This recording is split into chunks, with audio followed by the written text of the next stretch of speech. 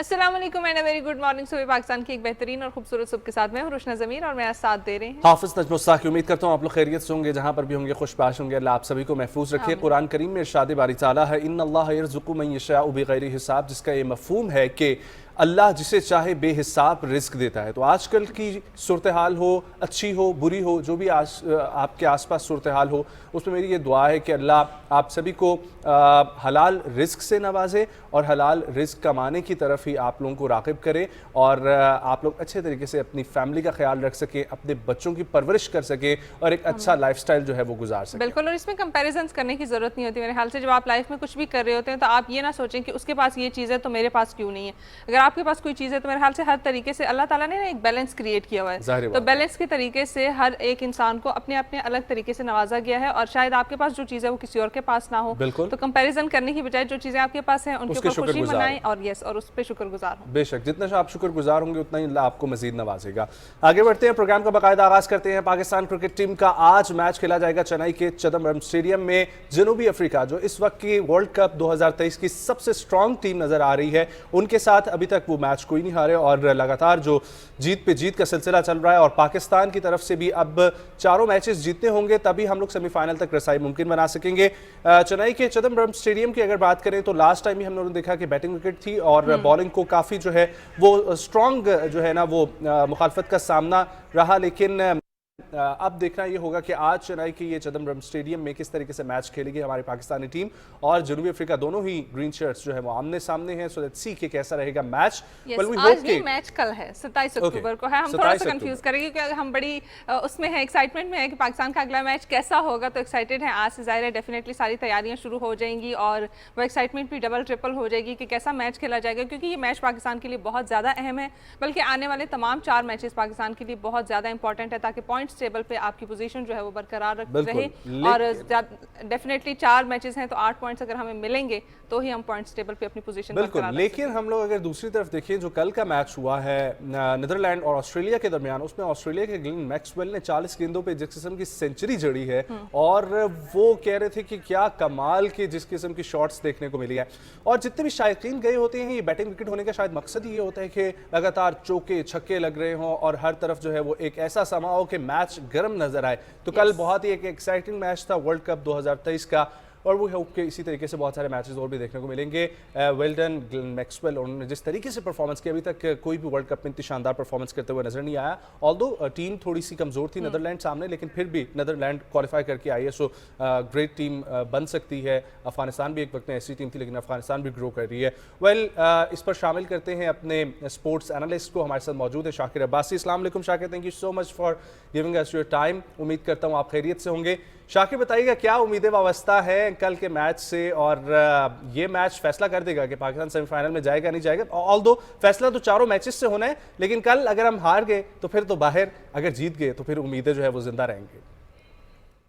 नजम बहुत शुक्रिया, thank you for having me. यकीनन यही एक्सपेक्टेशन है क्योंकि क्रिकेट ऐसी चीज़ है कि पूरी पाकिस्तान की 25 करोड़ आवाम जब वर्ल्ड कप आता है तो हमारी तरह के मौसमी एक्सपर्ट भी सामने आ जाते हैं और पूरी कौम ही क्रिकेट एक्सपेक्ट भी बनी होती है, क्रिकेट स्पेक्टेटर भी बनी होती है। और सबकी एक्सपेक्टेशन ये है कि पाकिस्तान जिस तरह से उसको बड़ा अच्छा स्टार्ट मिला था, नीदरलैंड को हराया हमने, जो है वो नीदरलैंड को हराया हमने, श्रीलंका को हराया, तो 2 विकेट के बाद बड़ा जोशो खरोश अवाम में ज़्यादा हो गया था कि हमारा एक बड़ा अच्छे नोट पे वर्ल्ड कप का आगाज़ हो रहा है, वर्ल्ड कप भी इंडिया में है। तो वो जो जोशो खरोश था, बैक टू बैक 3 शिकस्तों ने बहरहाल पाकिस्तान की उस वर्ल्ड कप कैंपेन को बड़ी बुरी तरह मुतासर किया है। अब हमारे पास वो जो कहते हैं ना पश्तो में, गलती गुंजाइश निश्ता दे। अब हमें चारों के चारों मैचेस जीतने हैं ताकि इस टूर्नामेंट में जो हमारी होप्स हैं वो अलाइव रहे, हम टॉप 4 के लिए क्वालिफाई कर सकें।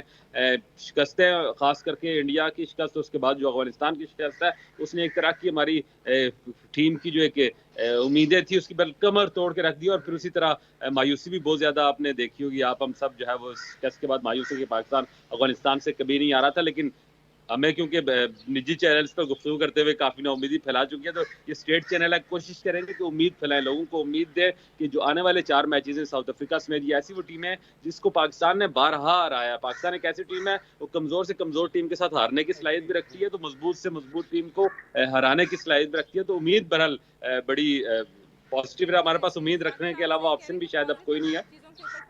ज़्यादा ज़रूरी है। अच्छा, ये बताइएगा कि पाकिस्तान टीम के पास क्या प्लस पॉइंट्स हैं जिनके ऊपर हम ज़्यादा फोकस कर सकते हैं, और क्या वीकनेसेस हैं जिनको अगर रिकवर कर लिया जाए तो आज कल का जो मैच है वो अपने नाम किया जा सकता है? देखिए, इस वर्ल्ड कप से पहले पाकिस्तान के लिए जो सबसे स्ट्रॉन्ग चीज़ समझी जाती थी पाकिस्तान टीम में, उसका बॉलिंग अटैक था। लेकिन नसीम शाह की इंजरी के बाद उसको बड़ा शटर हुआ। वो हमारी जो उम्मीदें थी वो काफ़ी गिरी, और फिर वो लगा जैसे नसीम शाह के बॉलिंग अटैक से निकलने से जान ही सारी निकल गई, और वो इस पूरी इवेंट में पाकिस्तानी बॉलिंग उस तरह से क्लिक नहीं कर सकी। नहीं हमारे पेसर जो इम्पैक्ट डाल सके, और स्पिनर्स का जो हमारा जो शादाब, और फिर हमने उसामा मीर को भी ट्राई किया, वो भी टोटली अब फ्लॉप नज़र आ रहे हैं। लगता ही है कि ये T20 फॉर्मेट के हमारे बॉलर हैं, जो लॉन्ग टर्म जो 50 ओवर का फॉर्मेट है उसमें उस तरह से क्लिक नहीं कर सके। इसलिए हमारी अब तमाम तर उम्मीदें जो है, इस वक्त भी हमारी बैटिंग अच्छा परफॉर्म कर रही है, और तमाम तर उम्मीदें बैटिंग पे। लेकिन दूसरी तरफ अगर आप साउथ अफ्रीका को देखें, तो साउथ अफ्रीका ऐसी शेप में आ चुका है कि वो अब उसके लिए 400 रन बनाना एक मजाक है। उसके ऊपर से दो, मतलब जिस तरह डिकॉक, मर्करम ऊपर से देते हैं, फिर आप क्लासन और जैसन जो है वो लोअर मिडिल ऑर्डर में आके परफॉर्म कर रहे हैं। तो आप देख लें, उन्होंने साउथ अफ्रीका, श्रीलंका के खिलाफ 428 बनाए, ऑस्ट्रेलिया के खिलाफ थोड़ा कंटेन किया उन्होंने 311 है, फिर उसके बाद बांग्लादेश के खिलाफ 382 है, इंग्लैंड को 499 इंग्लैंड के खिलाफ बनाए। तो ये जो उनकी एक पेस पकड़ चुकी है South Africa team, they are very dangerous. लेकिन मैं फिर यही कहूंगा कि पाकिस्तान टीम में वो सलाहियत मौजूद है कि अगर पाकिस्तान टीम जो है वो अपने पूरे पोटेंशियल के साथ खेले, एक नए गेम प्लान के साथ आए, तो यकीनन पाकिस्तान इस मैच में ऑस्ट्रेलिया को, साउथ अफ्रीका को टफ टाइम दे सकता है। इसमें बड़ी एक अहम बात जो मैं मेंशन करना चाह रहा हूँ कि साउथ अफ्रीका ने जितने भी मैचेस इस वक्त जीते हैं इस वर्ल्ड कप में, वो पहले बैटिंग करके जीते हैं। साउथ अफ्रीका बैटिंग पहले करती है, वो 350, 400, 450 रन जो है वो बोर्ड पे लगा रही है, और फिर बाकी दूसरी टीम के लिए उसको जो है वो चेस करना मुश्किल हो रहा है। लेकिन आप यही देखें कि इसी टूर्नामेंट में साउथ अफ्रीका सबसे कमजोर टीम जिसे समझा जाता है, जो क्वालिफाई कर रही है नीदरलैंड, उससे हारी भी है। और वो हारी है ऐसे कि साउथ अफ्रीका जो है वो नीदरलैंड के खिलाफ 245 रन को टारगेट मिला, चेस के लिए गई, चेस करते हुए टीम चोक हो जाती है, और चेस करते हुए 207 रन पे ऑल आउट होगी। ये हमारे लिए एक पॉजिटिव है कि हम अगर टॉस जीत जाते हैं, और टॉस जीत के हम पहले बैटिंग कर लेते हैं, और हम 350 के रकबा अगर रन कर जाते हैं, तो फिर तो हम जो है वो बचा पाएंगे। लेकिन अगर हम टॉस हार जाते हैं, अफ्रीका पहले बैटिंग करती है। एग्जैक्टली अच्छा शाकिर, मुझे ये बताइएगा, जो इस वक्त ओवरऑल हमारी फॉर्मेशन है, इस टीम को चेंज तो नहीं कर सकते, लेकिन अब ये फॉर्मेशन अगर चेंज करने की जरूरत पड़ती है, अगर हम लोग देखें ओपनर्स की जगह आपको लगता है कि मिडिल ऑर्डर से किसी के ऊपर आना चाहिए, मिडिल ऑर्डर में किसी को नीचे से, इफ्तिखार को जिस तरीके से कहा जाती है उनका बहुत लेट नंबर बन रहा है, उनको ऊपर लाना चाहिए। साउथ शकील की भी परफॉर्मेंस काफी अच्छी चल रही है। तो ओवरऑल सिचुएशन अगर हम देखें अपनी बैटिंग लाइनअप की, तो किस तरीके से फॉर्मेशन बनानी चाहिए? जो ऑलरेडी है टीम की, जो नजर आ रही है हमें कारकर्दगी, उसी के ऊपर मुनहसर रहना चाहिए, या थोड़ी बहुत तब्दीली मुमकिन है यहाँ पे? मुझे मेरा ख्याल है कि पाकिस्तान टीम की जो अपना पोटेंशियल है, जितनी पोटेंशियल टीम हमने सेलेक्ट किया, अपनी पोटेंशियल के मुताबिक परफॉर्म कर रही है। हमारे पास अब एक्स्ट्रा ऑर्डिनरी टैलेंट इस टीम में नहीं है, बाकी टीमें ज़्यादा हमसे अच्छा खेल रही हैं। अब हम अगर मिड ऑफ द टूर्नामेंट जो कुछ थोड़ा बहुत फॉर्मेशन बनी हुई है, इसको मजीद छेड़ेंगे तो मेरा ख्याल है मजीद प्रॉब्लम होगी। हाँ, ये किया जा सकता है कि आप साउथ अफ्रीका के खिलाफ जा रहे हैं, तो अगर साउथ अफ्रीका हमें कि 350, 400 रन का टारगेट दे देती है, तो वो हम इमाम की ओपनिंग के साथ जो 70 बॉलों में 50 कर रहे हैं, 60 बॉलों में 50 कर रहा है, उसके साथ हम वो चेस नहीं कर सकते। तो उसके लिए फिर हमें अगर रिस्क लेना पड़ेगा, फखर जमान जैसे स्लॉगर को वापस लाना पड़ेगा। अगर टॉप द ऑर्डर वो क्लिक कर जाता है, हमें एक अच्छा स्टार्ट दे जाता है, वो जो एक बरकरार इनिंग्स चाहिए ऊपर, वो अगर वो बना जाता है, तो फिर वो ये एक मुझे लगता है कि अगर ओपन में आप अगर थोड़ा सा रिस्क ले लें, फखर अब क्योंकि उनकी इंजरी और जो बुखार वगैरह वो भी खत्म हो चुका है, इमाम भी को इतने इंप्रेसिव परफॉर्मेंस अभी तक उसने नहीं दी, तो इसलिए ये एक मैं समझता हूँ अगर चेंजिंग कर ली जाए। बाकी क्योंकि चेन्नई की विकेट के हवाले से लोग हम चेन्नई की विकेट इस पूरे टूर्नामेंट में सबसे गंदी विकेट है बैटिंग के हवाले से। चेन्नई में अभी पूरे टूर्नामेंट में 300 रन उस तरह से नहीं बने। चेन्नई का जो इस वक्त हाईएस्ट स्कोर है वो नीदरलैंड वर्सेस जो है वो अफगानिस्तान था, न्यूजीलैंड वर्सेस अफगानिस्तान था, 288 रन बने। इसी तरह अफगानिस्तान ने हमारे खिलाफ भी 280s में रन बनाए, जो हम हमारे खिलाफ जो उन्होंने चेस कर लिए, तो 300 रन नहीं बने। ये विकेट, यही वो विकेट है जिसमें इंडिया ने ऑस्ट्रेलिया को फंसाया अपने स्पिन ट्रैक पे और उनको 199 पे आउट किया था, और इंडिया ने वो रन भी 199 वाले 43-44 ओवर में चेस किए।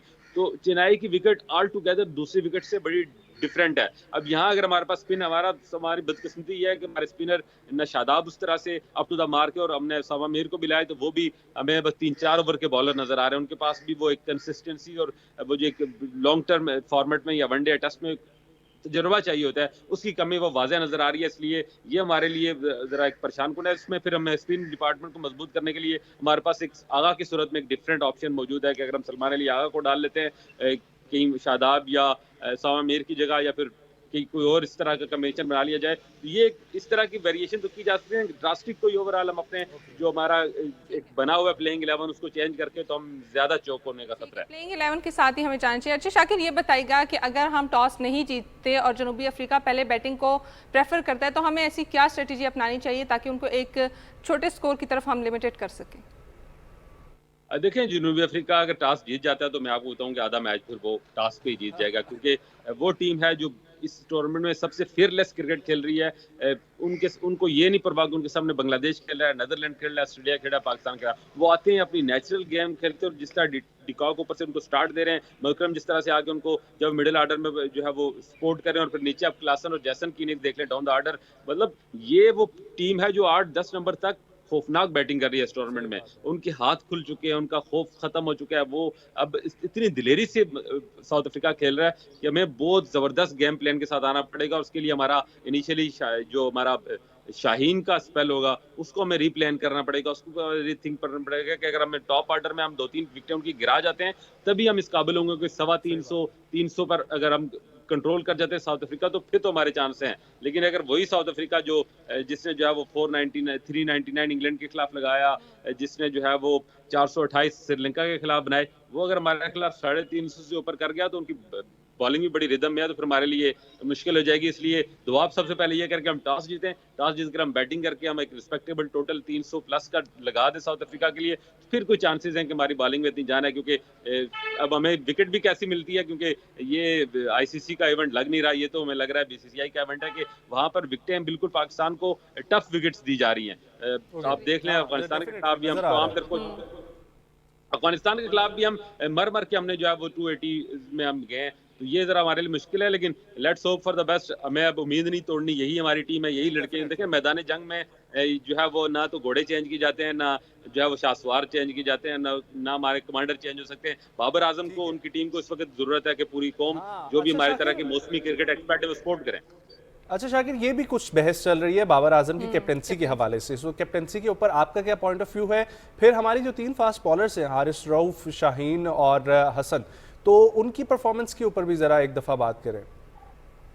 देखें, बाबर आजम की कैप्टनसी पर मैं खुद उसका बहुत बड़ा नाक़िद हूं और उनकी captaincy up to the mark नहीं। 3-4 साल से उनको एज कैप्टन इसी वर्ल्ड कप के लिए तैयार कर रहे थे और वर्ल्ड कप में आके उनकी कैप्टनसी के जो फ्लॉज हैं वो खुलकर सामने आ गए। लेकिन during the world cup, during the event, हम सोच भी नहीं सकता, ना कोई क्रिकेट बोर्ड सोचता है, ना ही कोई सेंसिबल माइंड ये सोच सकता है कि वर्ल्ड कप के दौरान हम बाबर आजम को चेंज कर देंगे। ये जो जितनी भी वर्ल्ड कप के दौरान उनकी तब्दीली की बातें, ये सब अफवाहें हैं। हाँ, वर्ल्ड कप में हमारी परफॉर्मेंस अगर बाकी हम टॉप 4 में नहीं जाते तो फिर हमें रीथिंक करना पड़ेगा। हम मजीद इससे बोझ को ना हम कैरी कर सकते और नहीं हमें बाबर आजम पे वो बोझ डालना चाहिए जो उस उठाने के वो काबिल नहीं। हमने उनको ट्राई कर लिया, टच कर लिया और फेल हो गए। मैं यहाँ ये हमारा अलमिया ये है कि जब सरफराज अहमद 2017-18 में बहुत अच्छा टीम को लेकर चल रहे थे तो उस वक्त एक जो क्रिकेट बोर्ड में पॉलिटिकल इन्फ्लुएंस है, उस वक्त साबिक वज़ीर आज़म जो अब इस वक्त बेचारे जेल में हैं, उनकी ये कि उन्होंने इन्वॉल्व हुए, उन्होंने पॉलिटिकल प्रेशर डाला और उन्होंने सरफराज को हटा के जी ये लड़का बहुत अच्छा परफॉर्म कर रहा है, प्रॉस्पेक्ट है फ्यूचर का, जिसको कैप्टन बनाया।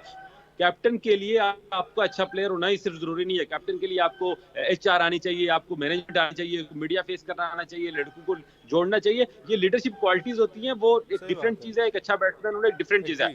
वो चीजें हमने देखा कि बाबर आजम बुरी तरह फ्लॉप हुए, वो अभी तक मीडिया को उस तरह से फेस नहीं कर सकते, आपने प्रेजेंट नहीं कर सकते, टीम को जोड़ नहीं सकते। वो एक पेपर बना के लाते हैं ड्रेसिंग रूम से कि ये मेरा इसको इतने ओवर कराना है, इसको ये करना है। मुझे लगता है उसी को फॉलो करके चले जाते हैं। उन्हें नहीं पता होता ग्राउंड में इस वक्त क्या तब्दीलियां, क्या ग्राउंड रियलिटी है, क्या सिचुएशन है, उसके मुताबिक इम्प्रोवाइज करें। ठीक, और फास्ट बॉलर्स के रिलेटेड भी तो फास्ट बॉलर तो फिर जाहिर है देखें, हमारा जुल्म यह है कि हमें नसीम शाह के जाने के बाद हमारी फास्ट बॉलिंग जो बहुत वो हवा बना हुआ था, खौफ बना हुआ था दुनिया के लिए। देखें, शाहीन शाह अफरीदी के पास एक डिलीवरी है, वो आता है, बॉल करता है, अंदर लाता है, पैड पे लग गई, अलबी हो गया, ठीक है। उसके पास वो डिलीवरी है ही नहीं कि उसी जगह से वो आउट स्विंग कर सके। अब दुनिया के प्रोफेशनल क्रिकेट खेल रही है, कम्पिटिटिव क्रिकेट में लोग प्लान करके आते हैं। अब वो उन्हें पता है कि शाहिद अफरीदी ने यही बॉल करनी है, कितनी दफा आउट करेगा। हर टीम तैयारी करके आती है। मैं आपको आप शर्मा इंडिया के खिलाफ मैच देख लें, वहीं से जहाँ शाहीन शाह अफरीदी उन्हें आउट करता था, वहीं से उसने चौके खाई पहले ओवर में। तो ये जो हमारे पास एक वैरायटी है। उसके बाद आप हारिस की बात कर लेते हैं।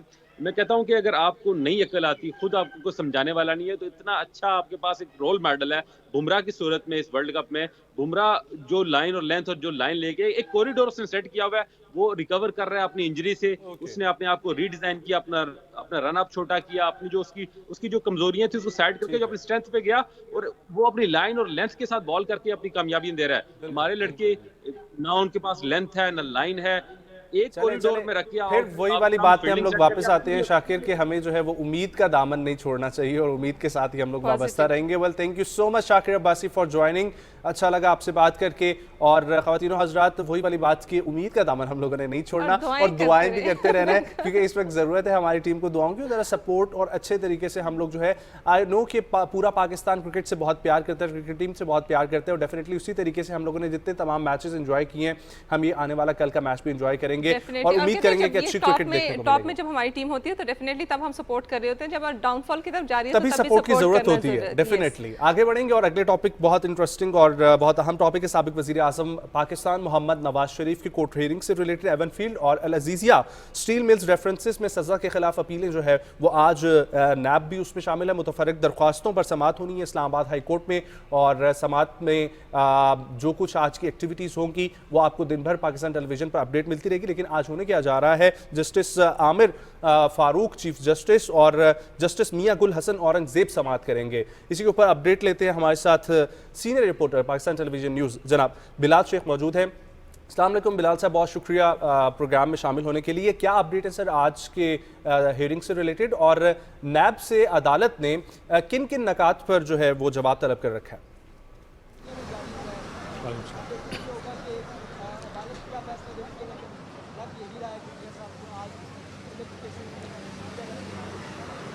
आज बुनियादी तौर पर जो गुज़श्ता समाअत हुई थी उसका तहरीरी हुक्मनामा जो है वो कल जारी किया है जस्टिस आमिर फारूक और जस्टिस मियां गुल हसन औरंगजेब साहब की अदालत की जानिब से। और इस हुक्मनामे में ये बताया गया है कि नैब से बुनियादी तौर पर अदालत ने गुज़श्ता समाअत थी उसमें इस्तफसार किया था कि उनको जो नवाज शरीफ साहब हैं उनकी जो प्रोटेक्टिव बेल है उसके हवाले से और जो उनकी ज़मानतों की बहाली है उसके हवाले से कोई इतराज़ तो नहीं है। तो तहरीरी हुक्मनामे के मुताबिक नैब ने पहली बार पूछे जाने पर यह बताया कि उनको प्रोटेक्टिव बेल पे कोई इतराज़ नहीं है, और बज़ाहिर उनको जो है इस पर भी उनकी जो ज़मानतें हैं उनकी जो उनकी अपीलों की बहाली वाला मामला है उस पर भी कोई इतराज़ नहीं है। अदालत ने जो है नैब प्रोसिक्यूटर की जो दरख्वास्त है जिस पर मोहलत दी थी, उन्होंने कहा था कि आप हिदायत ले लें इस हवाले से कि बुनियादी तौर पर जो अपीलों की बहाली पे तो उनको कोई इतराज़ नहीं है, लेकिन अदालत ने यह कहा था कि आप चेयरमैन नैब से हमें यह पूछ के बताएं कि इन जो अपीलें हैं इनको आप परसू भी करना चाहते हैं, इनके खिलाफ जो आपको नैब की जो उनका मामला है इसको आप इसमें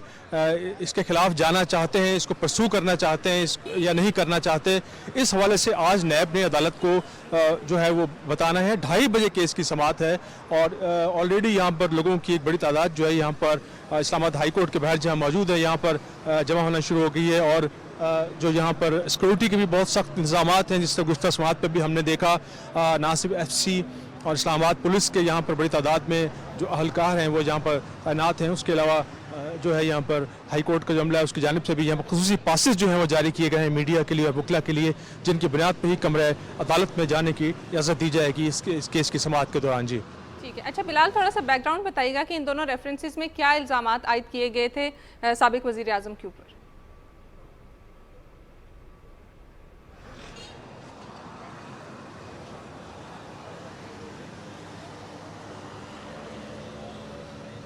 आपकी आवाज़ अच्छा, बिलाल शेख हमारे साथ मौजूद थे और बिलाल शेख हमें ये बता रहे थे किस तरीके से अपडेट जो है वो आज होगी, तमाम तर हेयरिंग किस तरीके से चलेगी, और खासतौर पर अभी हमने भी सुबह आते हुए देखा कि इस्लामाबाद हाई कोर्ट में आज काफ़ी सख्ती देखने में नजर आ रही है। बाहर ट्रैफिक पुलिस और इस्लामाबाद पुलिस के हुकाम भी मौजूद हैं और उसके अलावा स्पेशली पासेस दिए गए हैं। बिलाल शेख, हमें ये बताइएगा जिस तरीके से ये तमाम तर अल अजीजिया और रेफरेंस है एवनफील्ड का, इनका थोड़ा सा बैकग्राउंड दे दें ताकि हमारे नाज़रीन को एक दफ़ा फिर से जो है वो रिकॉल हो जाए सिचुएशन, और अभी ये केसेस कहाँ पर खड़े हैं और इनका नियर फ्यूचर जो है वो आपके ख्याल में क्या बनता हुआ नजर आ रहा है?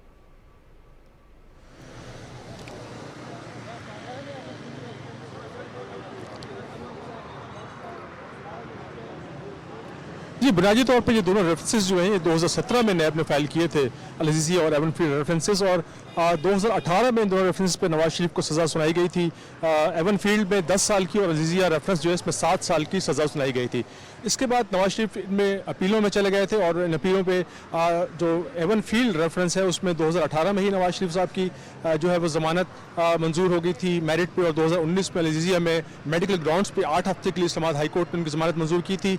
दोनों अपीलों में जो नैब की जो नैब कोर्ट की जानिब से सज़ा है उसके खिलाफ जो अपीलें हैं नवाज शरीफ की, दोनों पे नोटिस ऑलरेडी जारी हो चुके थे नवाज शरीफ साहब को, जिसके बाद वो बैरून मुल्क चले गए इलाज के लिए अदालत की मंजूरी के बाद, और जो पंजाब हुकूमत के जिस हवाले से इजाज़तनामा दिया था उनके लिए उस पर चले गए, और चूँकि वो अदालतों में इस्लामाबाद हाई कोर्ट में पेश नहीं हो सके इन अपीलों के हवाले से, जिस पर ये जो है इसको खारिज कर दिया गया था दोनों अपीलों को इस्लामाबाद हाई कोर्ट की जानिब से, और कहा गया था कि जब वो वापस तशरीफ़ लाएंगे नवाज शरीफ पाकिस्तान तो उन अपीलों को दरख्वास्त देकर वो बहाल करवा सकते हैं। और इस हवाले से नैब ने, जिस तरह मैंने बताया कि कल कहा है कि उनको कोई इतराज़ नहीं है इनकी बहाली पे, तमाम नैब ने ये इस्लामाबाद हाई कोर्ट ने नैब से ये पूछा है कि बहाली भी तुमको कोई इतराज़ नहीं है, तो हमें बताया जाए कि क्या वो इनको परसू करना चाहते हैं, इस मामले को इनको अपोज करना चाहते हैं या नहीं। इस हवाले से जो नैब प्रोसिक्यूटर जनरल हैं वो आज नैब चेयरमैन की जानिब से जो इंस्ट्रक्शंस मिलती हैं उस हवाले से जो है वो अदालत को आगाह करेंगे, जिसके बाद अदालत इस हवाले से कार्रवाई को आगे बढ़ाएगी। जी ठीक है। अच्छा बिलाल, अभी तक की जितनी भी कार्रवाई हुई है, अदालती कार्रवाई है, इसको मद्देनजर रखते हुए आप क्या समझते हैं कि किस किस्म का फैसला मुतवक्के है इस केस में?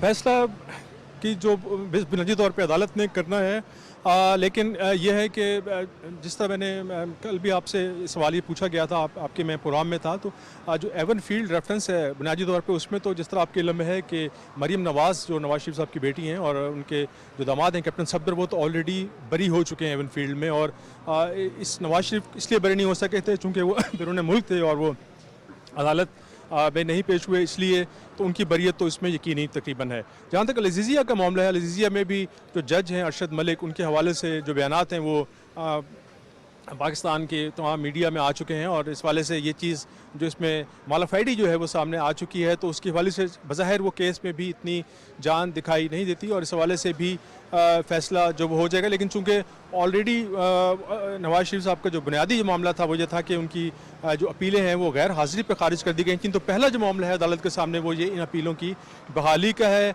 और अदालत ने इनको पहले बहाली के हवाले से फ़ैसला करना है, और उसके बाद ये देखा जाएगा कि नैब का इस हवाले से क्या मौक़िफ़ अपनाता है। जिस तरह अदालत ने ये सवाल पूछा था कि हमें बताया जाए कि क्या नैब इनकी मुखालफत करना चाहता है, इनको आगे बढ़ाना चाहता है अपीलों के हवाले से मामले को या नहीं, इस हवाले से जो आज नैब का मौक़िफ़ होगा वो बुनियादी अहमियत का हामिल है, जिसके बाद किस तरह इन केसेस किस करवट बैठते हैं ये इसका फ़ैसला आज होगा। जी ठीक है, बहुत बहुत शुक्रिया बिलाल शेख अपडेट करने के लिए।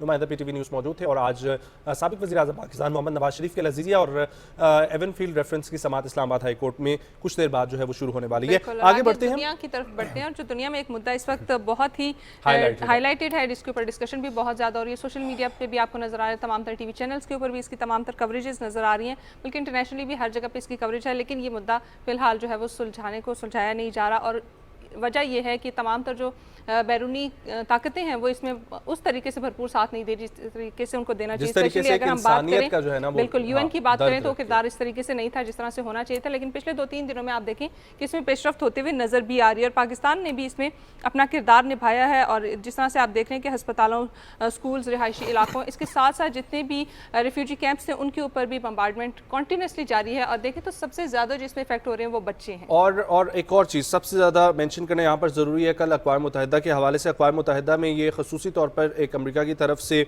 बंदूबीन अमेरिका की तरफ से हमायत इसराइल में उन्होंने सलामती कौंसिल में इजलास तलब किया था, तो अब फ्रांस की तरफ से ये इजलास तलब किया गया था जिसपे अमेरिका ने एक दरख्वास्त दायर की थी, और वो थी इसराइल और फ़लस्तीन के मामले पे, और उन्होंने साथ दिया था इसराइल का, जिसके ऊपर रूस और चीन ने मुखालफत की है, और उन्होंने कहा है कि अमेरिकी करारदाद को हम लोग मुस्तरद करते हैं। इसके अलावा ब्राज़ील और एक और कंट्री है जिनकी जानिब से वोटिंग में हिस्सा नहीं लिया गया, लेकिन करारदाद के हक में सिर्फ और सिर्फ तकरीबन 10 वोट जो है वो डाले गए हैं, और रूसी बंदूबीन की जानिब से कहा गया कि ये जो तमाम तर नाकामी चल रही है इसके जिम्मेदार अमेरिका है और इसे फ़लस्तीनी शहरियों की जान और उनके माल से कोई सरोकार नहीं है और चीन की जानिब से गजा में फौरी तौर पर जंगबंदी का जो है वो मामला तय करने के लिए कहा गया है। और पाकिस्तान का किरदार भी इसमें, यूएन में जो पाकिस्तान के मुस्तकिल मंदूब हैं मुनीर अकरम, उन्होंने भी अपना मौक़िफ़ पेश किया और उन्होंने कहा कि जंगबंदी होनी चाहिए, जिस तरीके से ये बर्बरियत जारी है इसको ख़त्म होना चाहिए। और मशरिक़ वस्ता की सूरत हाल पर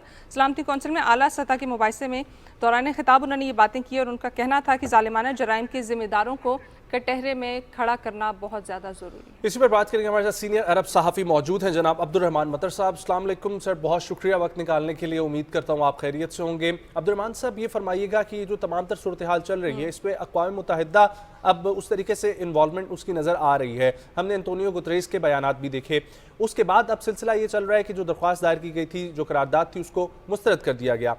कल भी यहीं से हम लोगों ने इस चीज़ को टच किया था जिसपे ये बहुत अहम मामला था कि रूस और चीन जो है वो कितनी इन्वॉल्वमेंट अपनी शो करेगा, तो उनकी तरफ से करारदाद को मुस्तरद कर दिया गया है। अब ये इम्पैक्ट क्या डालेगा और आगे नियर फ्यूचर आप क्या तब्दीली देख रहे हैं? यूनाइटेड नेशंस के बारे में हमें एक चीज को पता होना चाहिए, पिछले 75 साल से यूनाइटेड नेशन में जो सिक्योरिटी काउंसिल का जो यूनाइटेड नेशन का उन्होंने 82 करारदाद ऑलरेडी उन्होंने पास किया गया, मंजूर किया गया, लेकिन एक इसके ऊपर अमल तो नहीं हुआ, इम्प्लीमेंट एक भी नहीं हुआ। इसका मतलब यह है यूनाइटेड नेशन फलस्तीन वाले केस में, जैसे कश्मीर के केस में तो ऑलरेडी फेल है। जो कल हुआ रूस, चाइना, यूनाइटेड स्टेट्स, ब्राजील, ये तो अगेन इट्स अ फेलियर, क्योंकि ये जो इतना बड़ा जो कंट्रीज है ना वो उनका अपना मकासद है। फलस्तीन वाला जो केस है ना वो तो इंटरेस्ट वाला केस नहीं है, वो तो जो इशू है ना फलस्तीन का हक और बातिल वाला जंग कर रहा है। लिहाजा ये जो यूनाइटेड नेशन का जो हमेशा रोल मनफी है और मनफी भी रहेगा, क्योंकि ये इट इज अ प्लेस, ये जगह सिर्फ सुपर पावर के आपस में लड़ने के लिए है, ये तो फलस्तीनियों के हक में कभी नहीं हुआ। ठीक है अब्दुर्रहमान साहब, जिस तरह से आप देखें कि यूएन ने थोड़ी बहुत इसके ऊपर पेशरफ शुरू कर दी है और कहीं ना कहीं किरदार नजर आ रहे हैं, क्या समझते हैं आने वाले दिनों में सीज फायर की तरफ बढ़ा जाएगा? सीज फायर के बारे में अभी बहुत बड़ा मुश्किल है, क्योंकि जो मेन सपोर्टर है इजराइल का, यूनाइटेड स्टेट्स और बरतानिया, दोनों सीज फायर के हक में नहीं है। लिहाजा सीज फायर अब बेशक अब जितना मर्जी यूनाइटेड नेशन इसके बारे में बातचीत हो जाए, चाइना कोई करारदाद लेके आई, रशिया, लेकिन अमेरिका ने इसको वीटो देंगे 100%, क्योंकि वो तो सीज फायर के हक में नहीं है। अरब दुनिया में वो सिर्फ मुतालबा कर रहा है सीज फायर, अभी किसी के पास ताकत नहीं है इजराइल को बिलफोर्स बिलजबर उसको मतलब ये जो जंगबंदी की तरफ उसको लेके आए, किसी के पास ताकत नहीं है। लिहाजा ये कोई नियर फ्यूचर में कम से कम करीब में ऐसा कोई नजर नहीं आ रहा कोई जंगबंदी या सीज फायर। अच्छा सर, ये बताइएगा कि इस किस्म के कॉन्फ्लिक्ट्स हम लोग देखते हैं, कॉन्फ्लिक्ट होते हैं, लेकिन उसके ऊपर यूएन का किरदार ही ये है और यूएन का ये वैसे भी पूरा वीक चल रहा है वो डिसआर्ममेंट के हवाले से, तो ये तमाम तर सिचुएशन में एक तरफ यूएन का किरदार वो उस तरीके से नज़र नहीं आ रहा, बाकी ह्यूमन राइट्स वायलेशन के जो इदारे हैं वो उस तरीके से हमें काम करते हुए नज़र नहीं आ रहे, और तीसरी जानिब आलमी कवानीन कहते क्या हैं कि अगर किसी भी मामले में इंटरनेशनल कॉन्फ्लिक्ट होगा, वहाँ पर किसी भी हवाले से अगर जंग शुरू हो जाती है, छिड़ जाती है, तो उसका हल कैसे निकाला जाएगा? ये तो बहुत बड़ा अहम चीज है, क्योंकि देखो ये तो हमारा सामना है, पिछला तारीख भी हमें सबूत दे रहा है, ये यूनाइटेड नेशन का और जो इंटरनेशनल कम्युनिटी, ह्यूमन राइट्स वाला जो ऑर्गेनाइजेशन है, वो कभी फलस्तीनियों के हक में नहीं रहा। वो जब भी इसी तरह इशू हुआ, और देखो पिछले 72 साल से ये फलस्तीन वाला केस कर रहा है और पिछले 72 साल से इसी तरह कार्रवाई होते जा रहा है, और हमेशा बिलफर्ज ऐसा किसी की कोई आवाज हम सुनाई दे, किसी ने कोई बात किया, किसी ने मुतालबा किया गया, लेकिन वो तो इग्नोर हो जाता, इम्प्लीमेंट नहीं हो जाता। लिहाजा ये जो ऑर्गेनाइजेशन है वो कभी फेयर नहीं रहा। लिहाजा मेरा नहीं ख्याल यूनाइटेड नेशन की तरफ से कोई ऐसा सोल्यूशन आएगा। लगता ये है आजकल जो इतना अमेरिका उन्होंने इतना फोर्स लेके आया मिडिल ईस्ट में, बरतानिया भी फोर्स लेके आया, इटली, जर्मनी, तकरीबन हर मुल्क ने अपना फोर्सेस लेके आया ना मिडिल ईस्ट में। जैसा उन्होंने कोई मिडिल ईस्ट का जो नक्शा, जो मौजूदा नक्शा, उन्होंने बदल करना। लिहाजा एक बहुत बड़ा खतरनाक सिचुएशन जो आजकल हो रहा है, और इनकी इम्प्लीमेंटेशन है, इनके नतीजे हैं, वो मेरे ख्याल सारे मशरिक वसत के ऊपर भी आ जाएगा। अच्छा अब्दुर्रहमान साहब, जिस तरीके से हमें सोशल मीडिया से ही तमाम तर अपडेट्स नज़र आ रही हैं, तो हम देख रहे हैं कि मुख्तलिफ अस्पतालों पर जो है वो अटैक्स हो रहे हैं, उसके बाद स्कूल्स पर हो रहे हैं, उसके बाद रिफ्यूजी कैंप्स के ऊपर हो रहे हैं। तो इस वक्त ऑन ग्राउंड सिचुएशन आपके उससे क्या है, पर्सपेक्टिव से क्या है जो आपको देखने को मिल रही है? सिचुएशन बहुत खतरनाक है। पिछले आज 20वां दिन है, और 20 दिन से इजराइल में बंद किया गया, और वाटर सप्लाई उन्होंने भी बंद किया गया, और 20 दिन दिन रात बमबारी हो रहा है। और ये तो कितना वायोलेशन है, इंटरनेशनल जो कानून है, जो हमें सिखा रहा है, पिछला हमेशा हमें सिखा रहा है, ये कानून है, इंटरनेशनल लॉ वगैरह, ये तो सब वायोलेशन हो रहा है। क्योंकि इजराइल आर्मी रिहायशी इलाकों के ऊपर बमबारी कर रहा है, और ये जो 6500 शहीद तकरीबन जो हुआ अभी तक, इनमें तकरीबन मेजोरिटी ये बच्चों है और खवातीन है। तो ये तो टेक्सटाइल वायोलेशन है, वायोलेशन उस कवानीन का जो हमेशा ऑक्यूपायर को मतलब कभी ब्लेम नहीं किया गया। कानून के मुताबिक है, जो लोग आवाम अंदर ऑक्यूपेशन है, इनके हक हैं वो ऑक्यूपायर को फोर्स करे। जैसे यूक्रेन में हो रहा है, यूक्रेन का जो मशरकी वाला जो जगह है, दोनेत्स्क और दरख्वास्त वगैरह, ये तो वहां पर रशिया ने ऑक्यूपाई किया गया।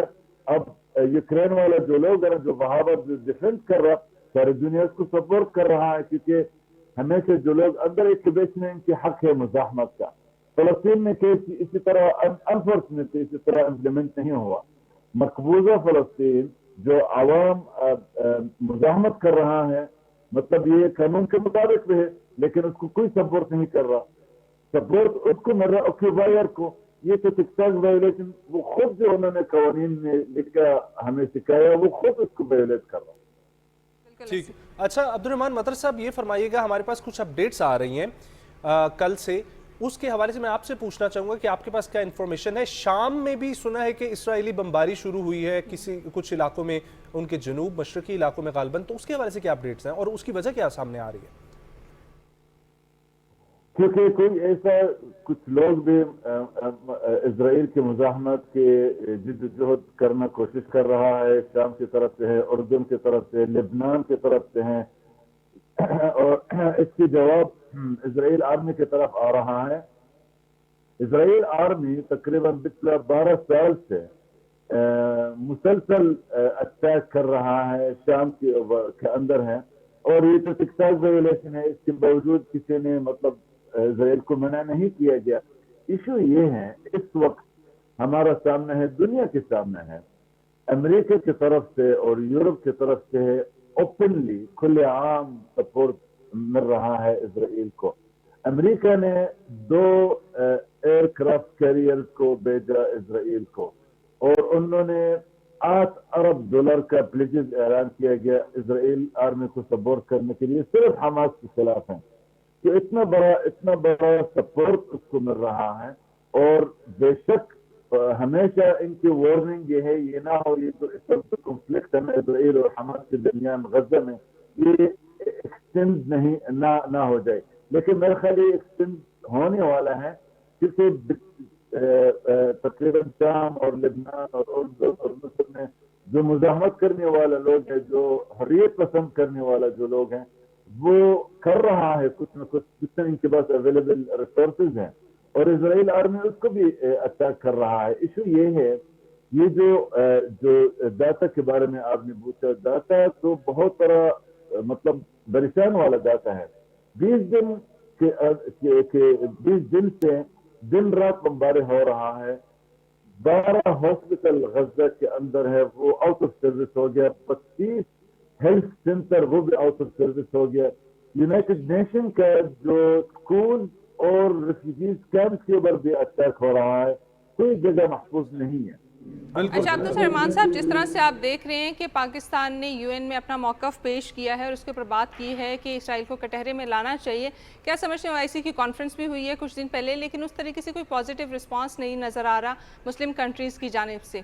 तो ये किस तरीके से ये मामला हल हो सकता है? क्या मुस्लिम ममालिक की तरफ से दबाव डाला जाए या यूएन की तरफ से, या सबको एक कम्प्लीटली एक सपोर्ट बन के फ़लस्तीन के लिए आवाज़ उठानी चाहिए?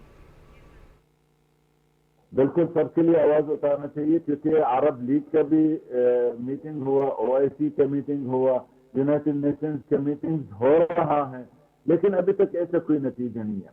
लगता ये है जैसा इसराइल ने पिछला 75 साल से यूनाइटेड नेशन के कवानीन को एक भी नहीं माना, कभी उन्होंने OIC को नहीं माना, कभी उन्होंने अरब लीग का करारदाद को नहीं माना, इसी तरह भी इस बार भी होगा। उन्होंने भी यूनाइटेड नेशन, OIC, अरब लीग का बात कभी नहीं मानेगा।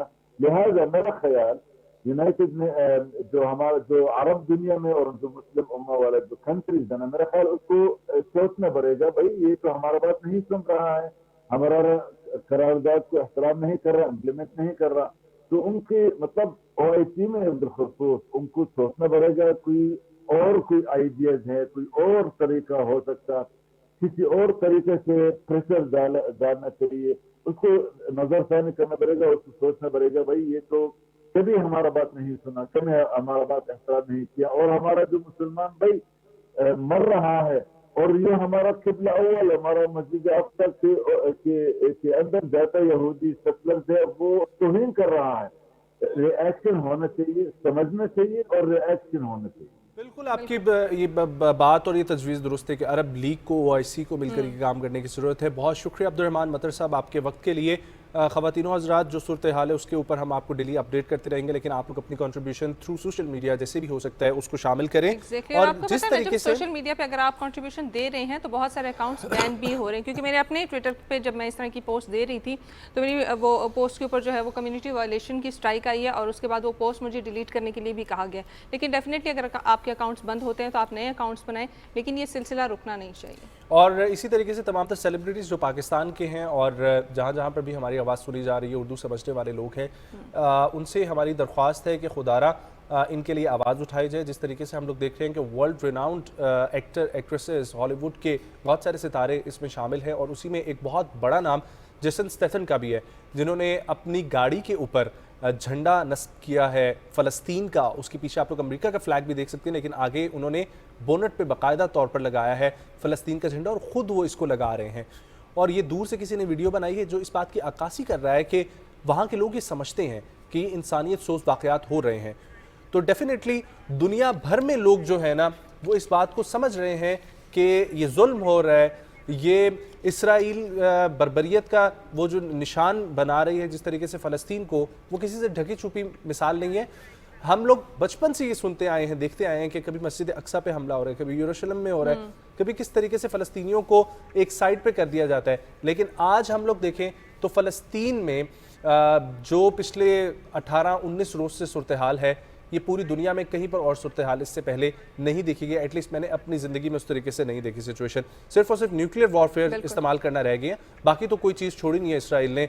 और जिस तरीके से वहाँ पर बच्चे, औरतें, ना राशन है ना पानी है, और पूरी दुनिया से यही अपील है कि आगे बढ़ें और मदद के लिए जो है आगे बढ़ते हैं। और आपको बताते हैं आज के दिन की अहमियत के हवाले से कि नाइक सैफ अली जंजुआ शहीद निशान हैदर का आज 75वां यौम शहादत मनाया जा रहा है, और इस हवाले से मुख्तलिफ जितने भी हमारे शोहदा हैं उनको खराज अकीदत और खराज तहसीन हम पेश करते रहते हैं। सुबह पाकिस्तान में भी हमारी कोशिश होती है कि उनको किसी न किसी तरीके से रिगार्ड करते रहें, ताकि तमाम तर यादें जो है वो पाकिस्तान के लिए जितनी भी कुर्बानियाँ दी गई हैं वो किसी न किसी मौके पर यादगार जो है वो दोबारा होती रहे और इनकी याद जो है वो दोबारा ताज़ा होती रहे। खुसूसी रिपोर्ट है वो, देखिए आप।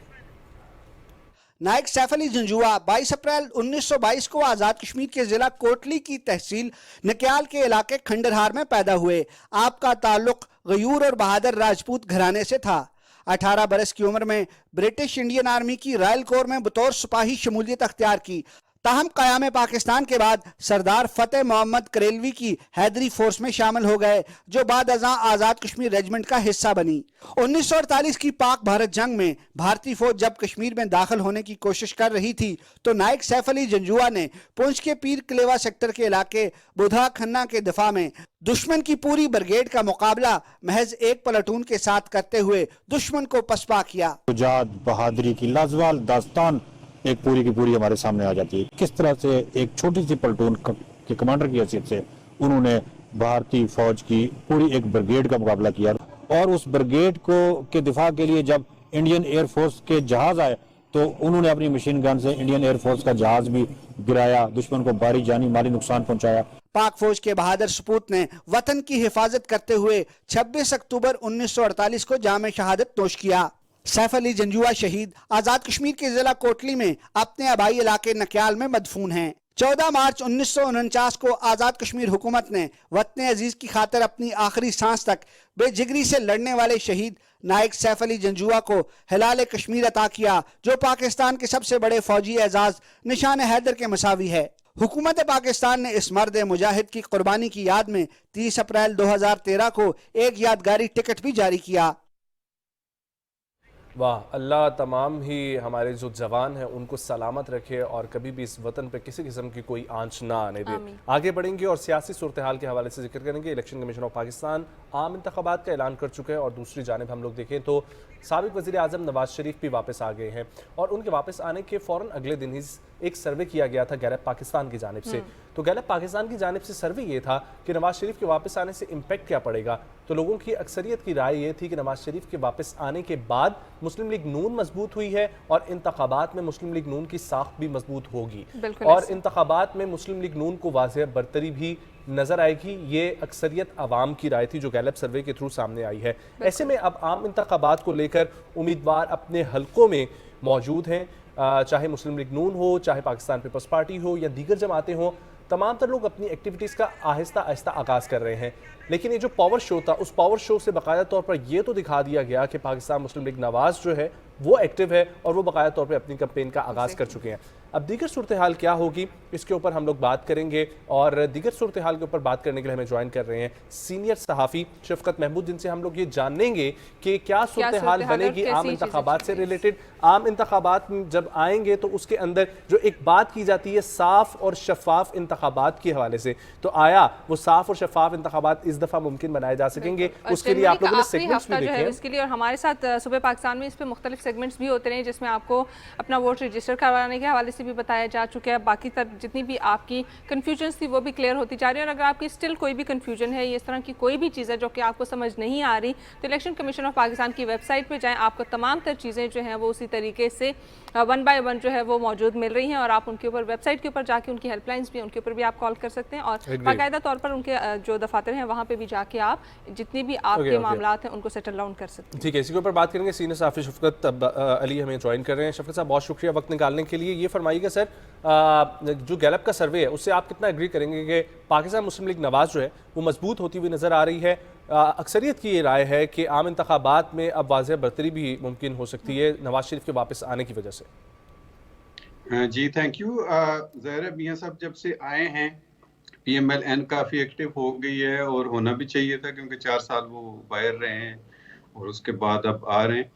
तो PMLN ने तो काफ़ी ग्राउंड इन 3-4 जो पिछले हफ्ते गुजरे हैं जो उनके वेलकम करने की वो तैयारियां थी उसमें भी, और फिर अब जो है वो ज़ाहिर आ चुके हैं तो बहुत ज़्यादा वो एक्टिव हो गए। लेकिन ज़रा दूसरी पार्टीज भी अपने वो काम कर रही हैं, लेकिन जब तक ये इलेक्शन की डेट अनाउंस नहीं होगी, मेरी बात हो रही थी इनके पीपल्स पार्टी वालों से और दूसरी जमातों से भी, PMLN वालों से भी, तो वो यही कह रहे हैं कि अगर PMLN वाले तो फिर भी ये एक्सपेक्टेशन रखे हुए हैं कि जनवरी तक हो जाएंगे इलेक्शन। इसाक डार साहब भी कल कह रहे थे और ख्वाजा आसिफ साहब भी कि जनवरी तक इलेक्शन हो जाएंगे। दूसरी पार्टी थोड़ी सी डाउटफुल है। जिस तरीके से आप देख रहे हैं PMLN की तो बहुत सारी पब्लिक कैंपेन्स भी नज़र आ रही हैं हमें। दूसरी जानिब अगर हम बाकी जमातों की बात करें और बिलखसूस पाकिस्तान पीपल्स पार्टी की बात करें तो उस तरीके से हमें कोई कैंपेन या चीज़ें नज़र नहीं आ रही। क्या समझते हैं कि वो अभी प्लानिंग कर रहे हैं और प्रॉपर स्ट्रेटेजी के साथ सामने आएंगे?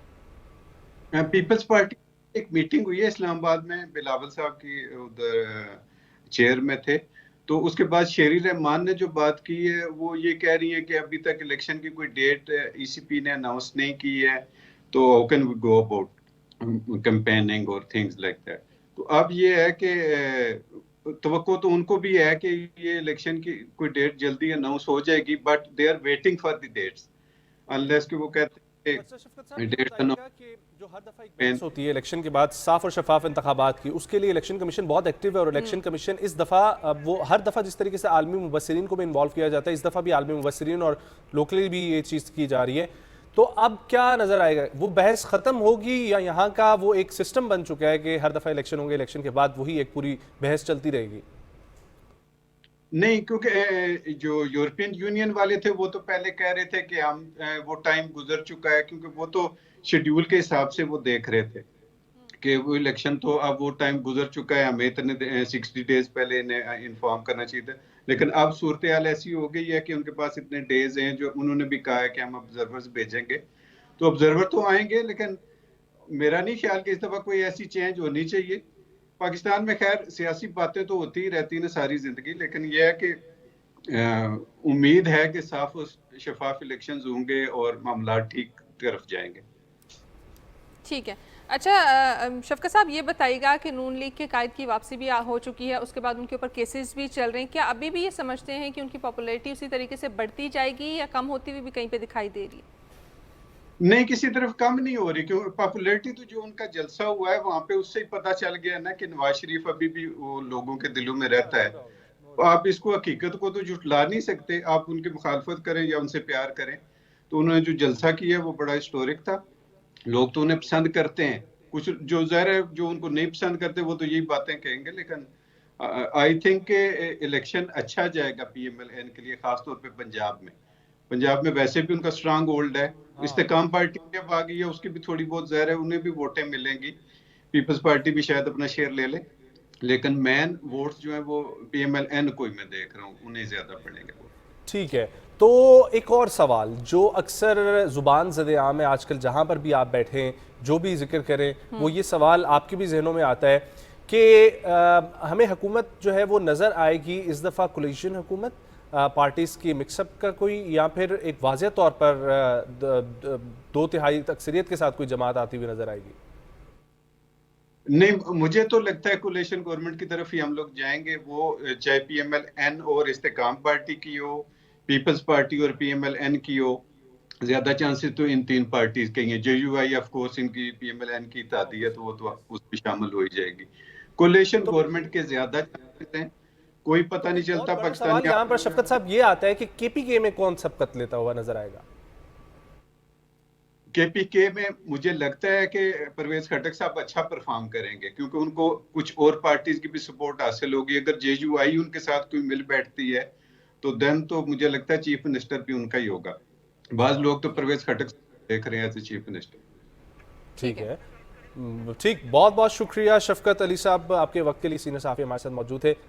वेल, मुल्क में हमारी जो सूरत हाल है, बहुत सारी एक्टिविटीज़ परफॉर्म हो रही है, बहुत कुछ चल रहा है और हर कोई इंतजार कर रहा है कि प्रॉपरली इलेक्शंस हो, उसके बाद की सूरत हाल जो होगी वो सामने आएगी और फिर मुल्क की 5 साल वो पॉलिसीज़ जो होती हैं उसके ऊपर एक भरोसामंद जो है ना वो किया जा सकता है और फिर बिजनेस भी उस तरीके से फ्लरिश करते हैं।